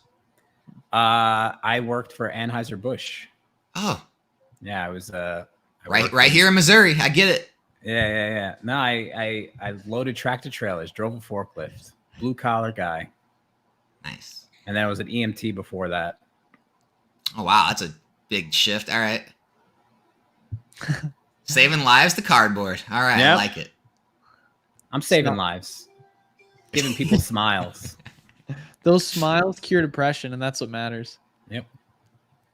No better feeling. Hey, I that's one of the things that we do in the shop that I love is we have a wall of fame, and people that like open stuff in the shop, if it's like one of the big hits, will like take a Polaroid and then put them on the wall and like write what they hit and like their name and stuff. And we have a lot of families that come in with kids, and man, you want to talk about making a kid's day. Like sometimes like not even their day, like they're like, this is one of the best days of my life. Like it's a great feeling to be able to do that kind of stuff at the shops. Yeah, I Open remember. a packet like Rebel Clash, put boss's orders up there. Yeah, baby. Dude, we had a kid open a booster box of Twilight, and he pulled the Greninja and the Eevee in the same box. It's a It good was box. filthy. Yeah. It was his second Twilight box he's ever opened. Good for him. So he was pretty stoked. So, but so we're at about the 2-hour mark. So we're cranking through it. How are we feeling, guys? I'm good. You guys feeling good? You know I'm good, man. I'm always good. All right, let's answer a couple more questions and then we'll kind of wrap it up from here. But man, people are now just going into personal questions about their own individual collections. Let's see if there's one in particular that I think there was one I saw earlier. Do you guys ever see a repeat happening once the SV era is over, just like the Sword and Shield with prices jumping up so much? We're only a year and a bit away from that. Super exciting times. I think prices always jump when rotation's over. I think it's just, you know, like we talked about before, it's the same pattern over and over and over. Yeah, I mean, when Scarlet Violet came out, like I remember having like Fusion Strike booster boxes on the shelf, and what else? Battle Styles and all that stuff I had just sitting there. No one wanted. And then Scarlet Violet came out. Then a few more months passed, and then everyone's like, I know when a product goes up in value because I'll get like one or two purchases on the website for it, and I'm like, that's odd that people are buying things from my website, because to be completely honest with you, the website rarely gets actual sales from people. So when I get a sale on it, I'm like, I'm under market. And I check and I'm like, oh shit, they're $150 a box now. I just sold it for $110. I'm just like, oh shit. All right, well, let me fix that. I relate to that feeling so much. That's how I feel if we have a good sales day on TCGPlayer. I'll be like, God, which card did we accidentally list for less than what it should have been sold for? Yep. That's so funny. That's a good way to thinking about it. Here's my thing with this. I know obviously Alex is kind of the era that you grew up with enjoying the most, but like XY era, for me, the sentiment around the XY era was like people hated it. They were like, this is one of the worst eras we've ever had. Very few people liked it. And the boxes as well were just ridiculously cheap. And now you've got boxes pushing over $1,000, right? Like with Ancient Origins and stuff. And and when you think about it too, like, at least in my mind, it's been 9 years. And if you could go buy an Ancient Origins box in the 70s and now say to yourself, yeah, you know, I 14x my money, like on a generation that people said was terrible. I mean, Flashfire, right, is going for several grand. Like these are the older sets, and the Ancient Origins is one of the newer ones of the XY era, right? So it's like you have these sets from a generation that people were hating on so much, saying that there was so much like garbage in it. And like even Diamond and Pearl era, Diamond and Pearl was another one people hated on. And you've got boxes going for like 8-9 grand. Like, you're gonna have people that are in the moment going to hate these sets, and you're gonna say to yourself, oh, it's garbage, like it won't do good long term. But we talked about this, where I think I can't remember if it was last stream or the stream prior, but like you look at sets like Steam Siege, which is regarded as a top 5 worst set of all time. That box is still like $400. So at the end of the day, Scarlet and Violet as a whole, as an era, you can hate it and say this set's the worst, this one's whatever, but it's going to be the same story as always, where people go back, 2, 3, 4, 5 years later after it rotates out and be like, Scarlet and Violet wasn't as bad as I thought it was. It's got some good stuff in this set. It's got some good stuff. And then before you know it, things start going and taking off. It's just literally what's happened with every single set. And it doesn't have to be the value of the cards, right? Like if you look at XY, Evolutions, I think the most expensive card's like $40. Like this doesn't have to be based on card values. The cards don't mean as much. Honestly, the bigger story there is, because a lot of people want to write it off and say like, well, we had Logan Paul, we had the pandemic, the free money from the government. That's why. It's like, sure, that's why they got to a certain level. But the real story is in the last like year or two, all of those boxes, XY, Sun and Moon, have continued to grow at like 20-30% rates a year. Like, and they're still growing this year. And so it's just like they're still continuing to be sold, be liquid, like less liquid, but liquid, and rise in price. And it's like, why? It's because they've become collectible and scarce over time. And Scarlet Violet era, anyone who knows anything about like opening packs, way more fun to open than the previous eras because you get more hits. That people like to see the shiny cardboard. Not only that, like if you just I know it's still objective and stuff, it's art and stuff, but gosh, just comparing the first few sets, like first set, second set, to like other eras, first and second set, it's just not even close. It's such a better than base set or Guardians Rising and Sun and Moon, better than base set or Rebel Clash. Like you're really gonna put SV Base and Paldi Evolve like not better than those sets? It's crazy to me. It's crazy. Yeah, it's definitely crazy to think about. We're getting to the point now where it's got to put up or shut up. Like you're competing with like, tag team era, Evolving Skies, like alt art era. These last, 5 sets really need to freaking kick it into gear and be strong to really end out this era. But I think the beginning and the middle of the era, they've been very strong. Compared to other eras. Oh yeah, 100%. Hindsight's always 2020, right? Everyone wants to compare to Sword and Shield currently because it was our last set, but I would argue that Sword and Shield was either number 1 or number 2. Right, in like best eras ever. Like realistically speaking, it was an incredible era. Same with Sun and Moon, and so people are wanting to kind of play off of that. So when I think that although it's good to obviously keep pushing the boundaries on expectations, it's still something where we have to be realistic because of the way in which they do come out with new set releases, right? Like you said, we're now hitting the second half, so we're going to get Surging Spark. We're going to get Terrestrial Festival, whatever that English version is going to be with that specialty set. We're going to get Team Rocket returns. So the anticipation is through the roof. And obviously that anticipation is going to come from a lot of people hyping it up and a lot of people putting the bar too high. And then it misses the clear because they set their expectations unachievable, So that's where the mixed emotions are always going to come from. Yeah, I concur. Good discussion. What machines do you use for sorting? Is there a program required in addition? Program? What do you mean? Like a fee? I think maybe he's asking, do you have to sign up through specifically someone in some way? I guess kind of, yeah. Well, the Fizz batch we use, I know me and him both use that, and the Roca. Roca's done by TCGPlayer, and the Fizz batch is a Canadian company, but and there is a program. It's a fee. But the programs run, it's through the Roca, it's run off a tablet, so they give you all the stuff you need when you get the Roca through TCGPlayer. And the Fizz batch, it's run like a client base through your computer, but they're expensive. Not gonna lie. They're definitely not cheap. That's for sure. How much are they? Or do you guys have NDAs or something? No. Well, the Rokas, I don't know if they changed it. When I got it, it was 25,000, and the Fizz batch is that still what it is? Yeah, at least for me, when I got my Roca, which was in March of last year, It was for 25,000. Yeah.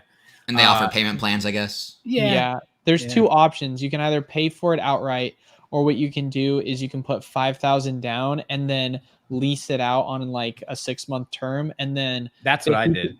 And then 50% of your lease payment, monthly lease payment, goes towards paying off the machine itself if you do decide to buy it out. And the lease payment, at least for me, was $1,200. Yep. So $1,200 a month, 6-month period, and 600 of that is going towards the accrual of paying it off. So yeah, after the 6 months, I was like, because I wanted to try it out. You know, I didn't want to shell out 25 grand and hate the thing. So I leased it, and then after the first 6 months, I was like, "Yep, thank you." And these are sold by TCGPlayer? Well, it's Rover Robotics, which was purchased by TCGPlayer. Yeah. So they're a separate entity of TCGPlayer, but they're owned by them. And then, like, did you get any training? How do you get trained to use it? It's through like Zoom or what is they it? have an Slack? orientation. They have an orientation they have you do like the first day, where the guy kind of walks you through it over like a FaceTime call or a Zoom call. It's very easy. Yeah, it's very intuitive. There's very minimal stuff.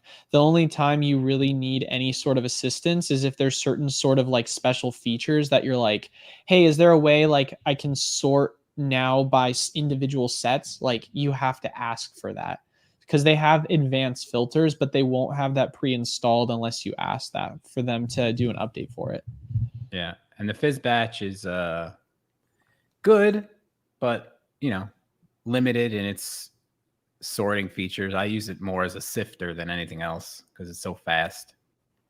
Yeah, but that's like $32,000, and if you wanted to buy it outright, I think.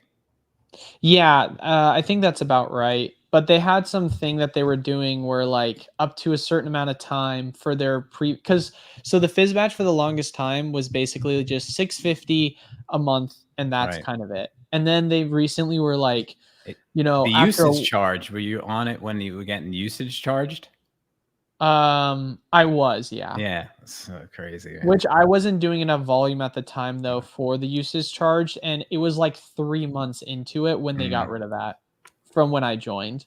So I didn't really get to experience that. But yeah, so people have been asking for a buyout option, and so they just recently started offering that, and they said for people that have been with them for like a couple of years, they would basically like apply a certain amount of each month of payments that you had historically from being with them towards payment of the machine. So for some people, it could end up costing them like 20 grand if they had been there forever. But I think the biggest problem with the fizz batch is that we don't know, because it's such a newer product, the lifespan deterioration of it. Yeah. And you are under a lease with them where if it does break, then it's something that they will cover in making sure it gets fixed. But if you outright buy the machine from them, you have to go through you have to figure out the support yourself, right? Because it's no longer I'm leasing the product, they're going to help me fix the lease. It's no, I own this product outright. It's my machine. If something happens to it, I'm responsible and liable. So the risk to reward ratio on a machine, which we don't know what the lifespan is of the parts, it's like really, really difficult in that regard, because at the end of the day, sure, they can send you parts to like fix the machine after you bought it with coverage. But what happens if the machine just breaks altogether? They're not going to send you a new machine. Whereas the same way with a lease, they're going to send you a new machine if it ends up breaking for some reason. Yeah, so I'm not buying it outright right now. It's far too, just because like you look at the Roca and then you look at the fizz batch and you just compare parts. I'm like 50% of the parts on the fizz batch are like 3D printed.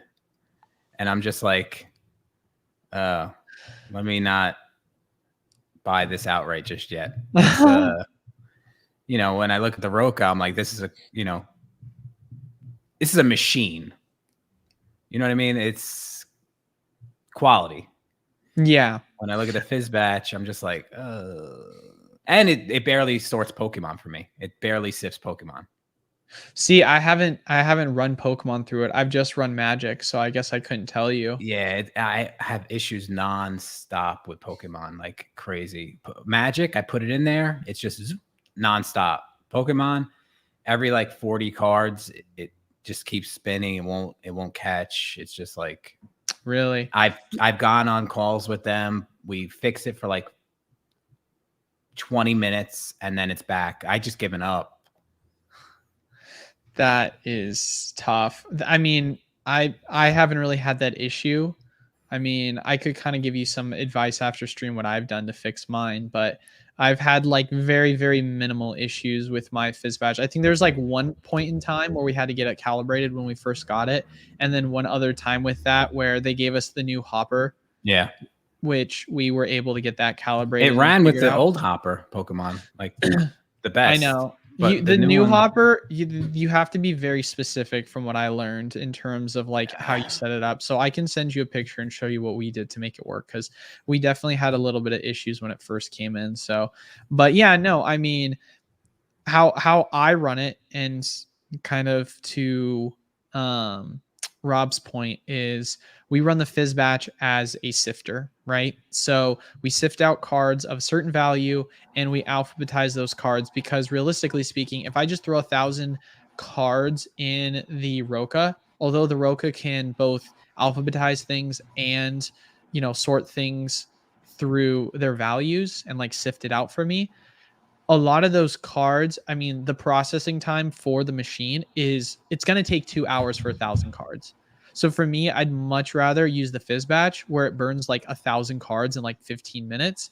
And then that way, when we go through and put the cards in the Roka, it's all going to be cards that are going to be sorted through the pricing we want it to be. And then to another extent of that, whenever we have people put product from the Roka into the inventory, if you just throw 1,000 cards, random set, random whatever, it's going to be much bigger of a mess, because now you've got, you know, so many different variants of cards that you're having to sort through each of your boxes. And so we use the fizz batch as a way for us to minimize that, where, all right, so we're going to start off by sorting in this box only A cards, in this box only B cards, this box only C cards. So that way, whenever we do a sort, if we have like, because we only do obviously sorts for one set at a time, for us at least, right? Because we primarily do commanders and breakdowns for other stuff, it'll be super easy, because we're like, all right, cool, we just got a bunch of MKM commander decks in. All right, now here's the 1,000 cards that we broke down that are all in the A and B slot. Takes us like 10 minutes to sort into the box, whereas before it take us like 30-40 minutes to sort it through the box, because all right, here's 1,000 cards of A, B, C, D, E, F, G, and you only have one copy, versus with A's I've got like 50 copies of an A card, and so I'm having to sort significantly less going through the process doing it that way. So that's like the sifting capabilities, where it's like a 1-2 punch, and they really are efficient with one another when working like in that regard, for me at least. Yeah, I mean, I don't do that. What, like, if I'm doing a commander opening or whatever, I'll just do 10 commander decks in the machine, sort, and that's it. And then we just combine them afterwards. It's easy, because if it's all the same commander deck, it's kind of easy. I mean, we would do that, except for we just ran into some issues with a couple of things. One, if there was ever a set that we wanted to keep one of the decks sealed, because it made more sense for us to keep it sealed, then we couldn't do that, because the Roka machine, with the way in which we would set it through, there was definitely times where there was inconsistencies to it getting every single card within the commander deck. And although there is a pre-list that like you can enter in manually, at least within the wholesale program, how we have it currently set up is it's a full list where you can just pull it. Shout out to Alfred, our mod, for this. And he'll give you all of the like CSV batchings for each of the commanders, and you can just upload it, but it's not broken down by which commanders. And so for me, it's one of these things where it makes it a little bit more difficult for us to do that, because then all of a sudden we're like, all right, if we had all 4 decks broken down, this would be fantastic. But since we decided to keep Mind Flayer sealed because it's so expensive as a sealed compared to it broken down, then it kind of makes it to where we have to go through this process. But if we're going and buying like a bunch of MCAM where we're breaking it all down, then we'll tend to do that as well, what you're saying. So, but that's just because for us, like, there are instances in which it does make sense to keep certain decks sealed. Like I said before, Velociraptor, the Mind Flare deck, Doctor Who, Timey-Wimey was one. The There was Eldrazi deck, huh? right? The Eldrazi deck from 100%. Missionary. Yeah, there's instances where I'll use Mox Alpha, I'll look at the numbers, and I'll be like, I'm actually losing money by breaking this down. And even if it slowly sells, at least I'm not going to have to put in the labor to be able to break it down, run it through the machines, pay the employees, and I might as well just sell it off as a whole and make more money this way. Yep. Hey, take MGS's question or comment he made. Because I feel like this always gets like thrown around in the community. NGS's. It's like the picture of the ghost, like the black with the ghost. MGS. Oh, MGS. Sorry. Yeah. So do you think the popularity of Pokemon since COVID is more just adults buying products and hoarding them to dump on people's heads at higher prices, LOL, or are kids generally more into this stuff than ever? So I think the best thing to tell you is you've probably been hanging around too many channels like this and getting a warped view of reality. So, all of our channels, right? We have like whatever, 10,000 subscribers, 20,000 subscribers. We get thousands of views. What Rob said earlier, he gets 20 million visits to his eBay store or his TCGPlayer store. You get kind of caught in these little echo chambers and you think everyone does this. But if you walk out on the street and ask 100 people, no one invests in Pokemon. Barely anyone still even knows. So the amount of customers out there for this stuff still widely overtakes anyone actually holding this stuff. It just seems like it's tons of people because you've found these communities where so many people are talking about it. Maybe you're in Discords or Reddits and it seems like everyone's doing it, but it's still such a microscopic part of the entire community. Like if you saw how many stores are out there, how much boxes move through distribution hands, and then you see a few people online saying they're holding a few cases or 5 cases, 10 cases, it's such a minimal amount of how much is actually being consumed. And so, no, I don't think it's a big deal. Or there's more people doing it now, but there's more being printed and more demand now. So it equals each other out, in my opinion. What do you guys think about that? It's the Reddit effect. Yeah. It's literally the Reddit effect. You're in a bubble. You're looking for it, so you'll find it. Yeah, you're in a bubble, and that bubble is surrounding you through all these certain general assumptions. And then because of that, you're unaware of the reality of how things are outside of your bubble. Yeah. There's far more people just buying packs to open than investing in it, like by the millions. A perfect example of this is if you go into my Discord or Eli's Discord, Rob's Discord, whatever, and you can just see all the conversations like, hey, you can buy this box here for $93. No, it's $91 here. No, get in Eli's program, get in Rob's program, or these guys have it on sale here. And everyone's all really worried about pinching pennies. And then go look at how many Stellar Crown boxes have sold it on TCGPlayer for $108, $109. And everyone in this community would be like, who's paying that? Well, 50, 100 people a day are paying that, right? Those are the people actually consuming the product. But everyone in these little groups thinks it's crazy because they're all focused on the investing side. And that'll kind of give you a better view of what's actually happening. Like these singles, these PSA, CGC slabs, these sealed products, they sell every single day to very real customers. And they're not investing. They're buying things. They're spending their money on things they like. They are enjoying. They're consuming. Yeah. It's I don't know. I mean, we're obviously a new shop. I think I've had one person come in that's asked me questions about specifically Pokemon investing.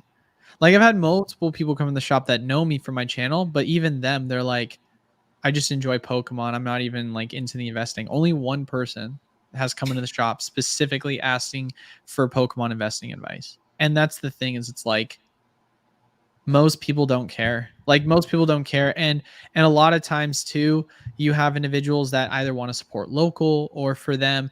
I think a lot of people don't realize how educated you have to be to truly on a granular level understand how to navigate getting discounted rates.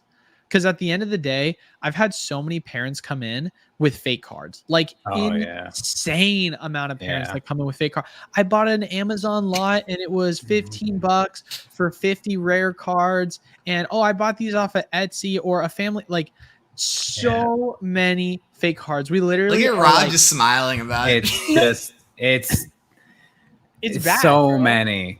And then you have to have the uncomfortable conversation with either, you know, the parent or the kid, and then saying, hey, sorry, kid, your parents got you fake cards.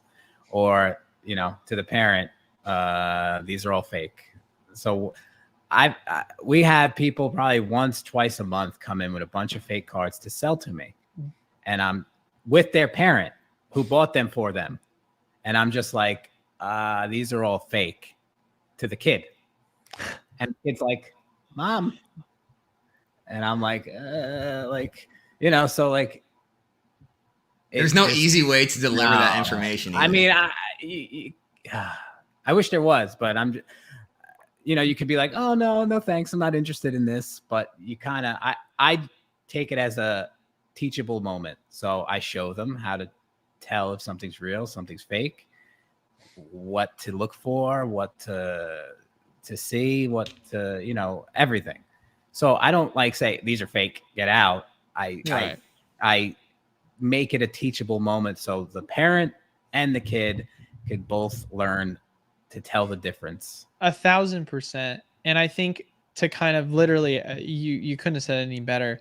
A teachable moment is something like where it makes it not only where that experience felt like it sucked at first, but now it's the start of an amazing journey for them. Yeah, now they have the information. Because that kid that I was just telling you about that pulled the Greninja, pulled the Eevee in one box, when he first came to our shop, he literally had a bunch of fake cards. Him and his dad didn't know anything about really like how to tell what's real, how to tell what's not. Here's what we have. And I sat down and I talked them through it. Here's how you can tell what's real. Here's how you can tell what's fake. And then I, you know, said, thank you guys for listening and talking through with this. As a thank you, I'm going to let him pick a couple of cards out for free from like our $1 to $2 binder. It's not going to lose us a ton of money, but it's at least for him, it makes him walk away feeling like he learned something. And then he also got some cards that are actually real. And for him, they're EXs, they're GX, they're Vs. He likes them, right? And then from there, it's this now like relationship that we formed with them because they now come in consistently and they're like, hey, so we got these cards. We think they're real. Here's how we're going to talk through it with you on why we think they're real. And I'm like, yeah, that's exactly right. Exactly right. And now it's this evolution of them constantly coming back, updating me on their collection that they have and how it's grown and how they've started to really get into the collecting side of things because that relationship that started off with us basically coming and doing what we can to make sure that we set them up with a good binder so that their cards are in good condition, penny sleeves so that their cards are kept in good condition, knowledge of knowing where to get cards that are actually going to be real and whether it's from us or elsewhere. Because at the end of the day, it's all about forming relationships and experiences that make people feel like they can trust you, because that's the problem at the end of the day, why a lot of people are not going into these, you know, Discords or Reddit forums and stuff, because, you know, people are so used to doing Amazon or doing eBay or going to other online stores where they don't know if it's legit or not. And so being able to have an LGS that you really feel like cares about your progressional experience of being in the hobby and collecting, it's a bonding moment that you have with them. And it's exciting too, because you get to make them, you know, it puts a smile on their face, right? And those are the moments that I personally live for in the shop. Yeah. Yep. And don't let your kids bring their cards to school. Yes, that is so true. It's like, so I traded true. at school for this. Did I do good? It's like, you got all fake cards, kid. Oh, sorry. man. Well, dude, it's brutal. Terrible. Or do you send them to school with fake cards? Right. Right. Take these to school. You keep these for your binder. Yeah, we've had some kids where like they had fake cards and we told them they're fake cards. They're like, well, I'll just trade them with the kids at my school and get rid of them. Yes. And I was like, yeah, I don't think you guys should do that. That's kind of wrong. So, but you know, some of the parents, they're you know, I'll just leave it at that. Just that, yeah, go do that. Bring me back the cards you traded for, and then I'll make a deal with you. Oh. All right, let's do one more question and wrap it up here at the 2.5 hour mark. This is a good one for, I promise I won't go on a rant. I'll let you start, Rob. Do you guys use all your own capital to accumulate all the inventory, or is there a credit line / cards that you have involved, etc.? Oh yeah. Lots of credit. Well, it starts off, of course, your own capital. You need, to have actual money to start any business. But there's gonna come moments in time where you can definitely capitalize on a product or a sale that you have access to, that I will definitely tap into a credit card. But primarily, this majority of this business is done on credit. That's how it's done. A lot of it. And of course, you don't carry a balance. You pay it off in full. So using a credit card is good if you use it well. And if you don't use it well, you'll be out of business very quickly. But like, I would say majority of the business is done on credit and credit lines. Yeah. Before Eli goes, 'cause he's going to be on this for probably an hour No, talking about I'm credit not. card points. You guys are the No, for me, I mean, yeah. So like everything I own is in cash. Like Rob said, it's like, yeah, I mean, look, be responsible with credit cards. Understand that like if you carry a balance and you don't pay them off, you're going to pay interest, or you're not on some kind of introductory rate of 0%. You're going to pay interest. Interest automatically puts you behind. So never pay interest. Like I've had credit cards since I was 18, never paid a dime of interest one time.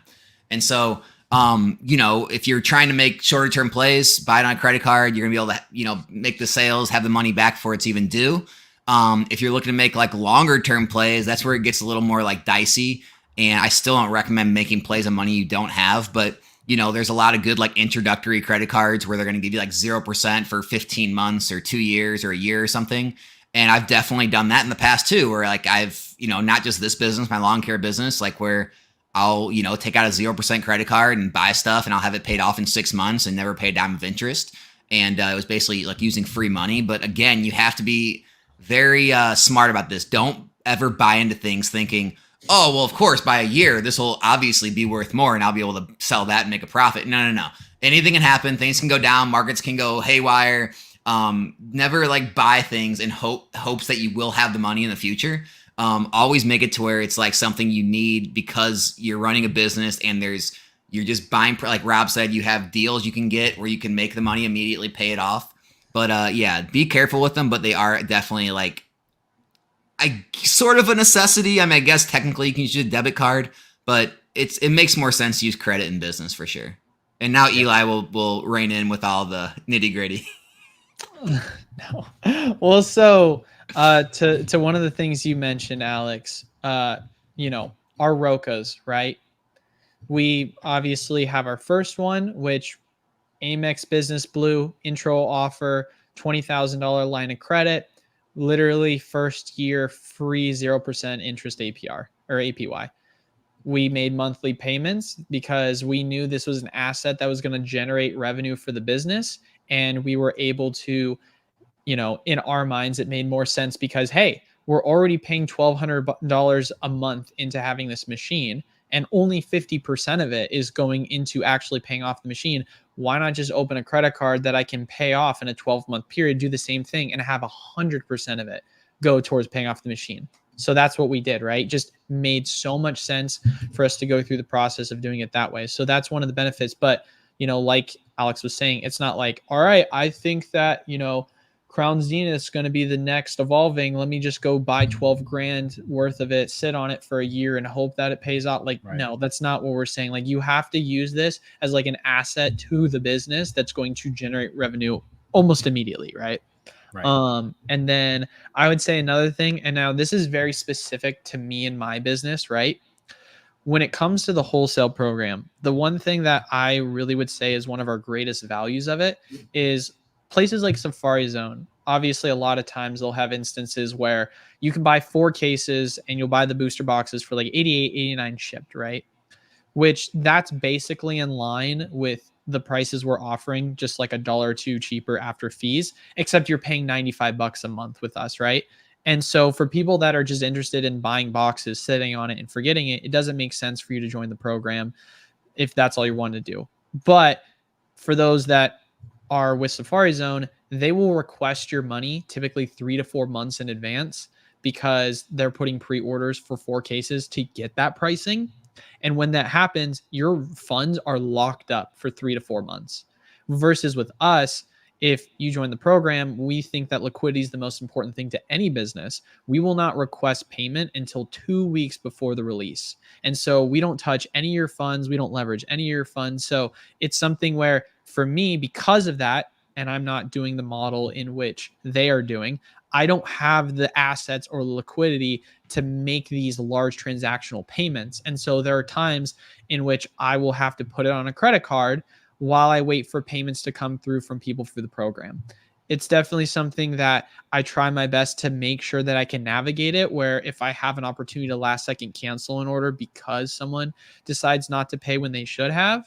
But there are instances in which there are flash sale decisions where, hey, I got a call from Distro. Distro's got this crazy bundle deal that is going to sell. You have to pick it up now or it's going to get sold. And if I don't pick it up now, it sells and it's gone. And I have to be able to make these decisions and then sell them off to the program. And so having that where, I mean, you know, Stellar Crown, another good example, $250,000 in Stellar Crown. I don't have a $250,000 in the bank. Right? Like I just don't have a $250,000 in the bank. And so I have to leverage my credit cards to be able to make payments on it. And that's why it's like really important to be able to understand your business and its needs and where it can be valuable to you. Because ultimately at the end of the day, like Alex was saying, credit cards are an asset.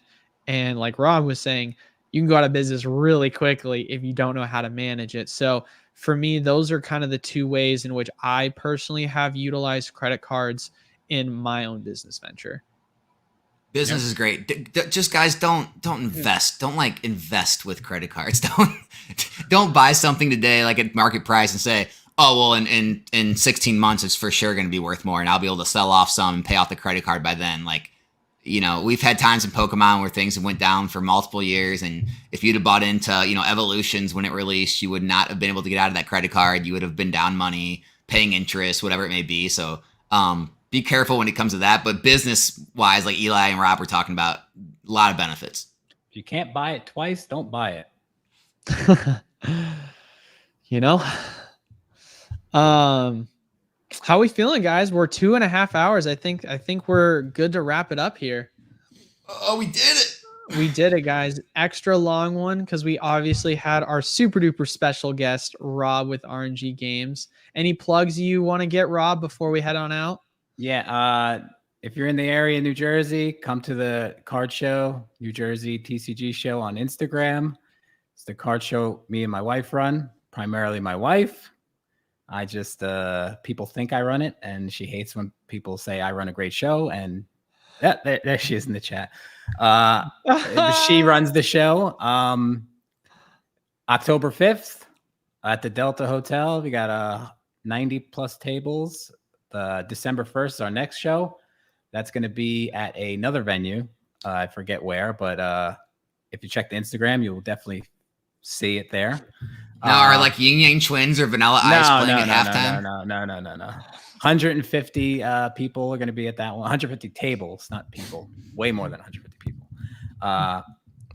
So, yeah, New Jersey TCG show. Come out. I'll be there. Shaking hands, kissing babies.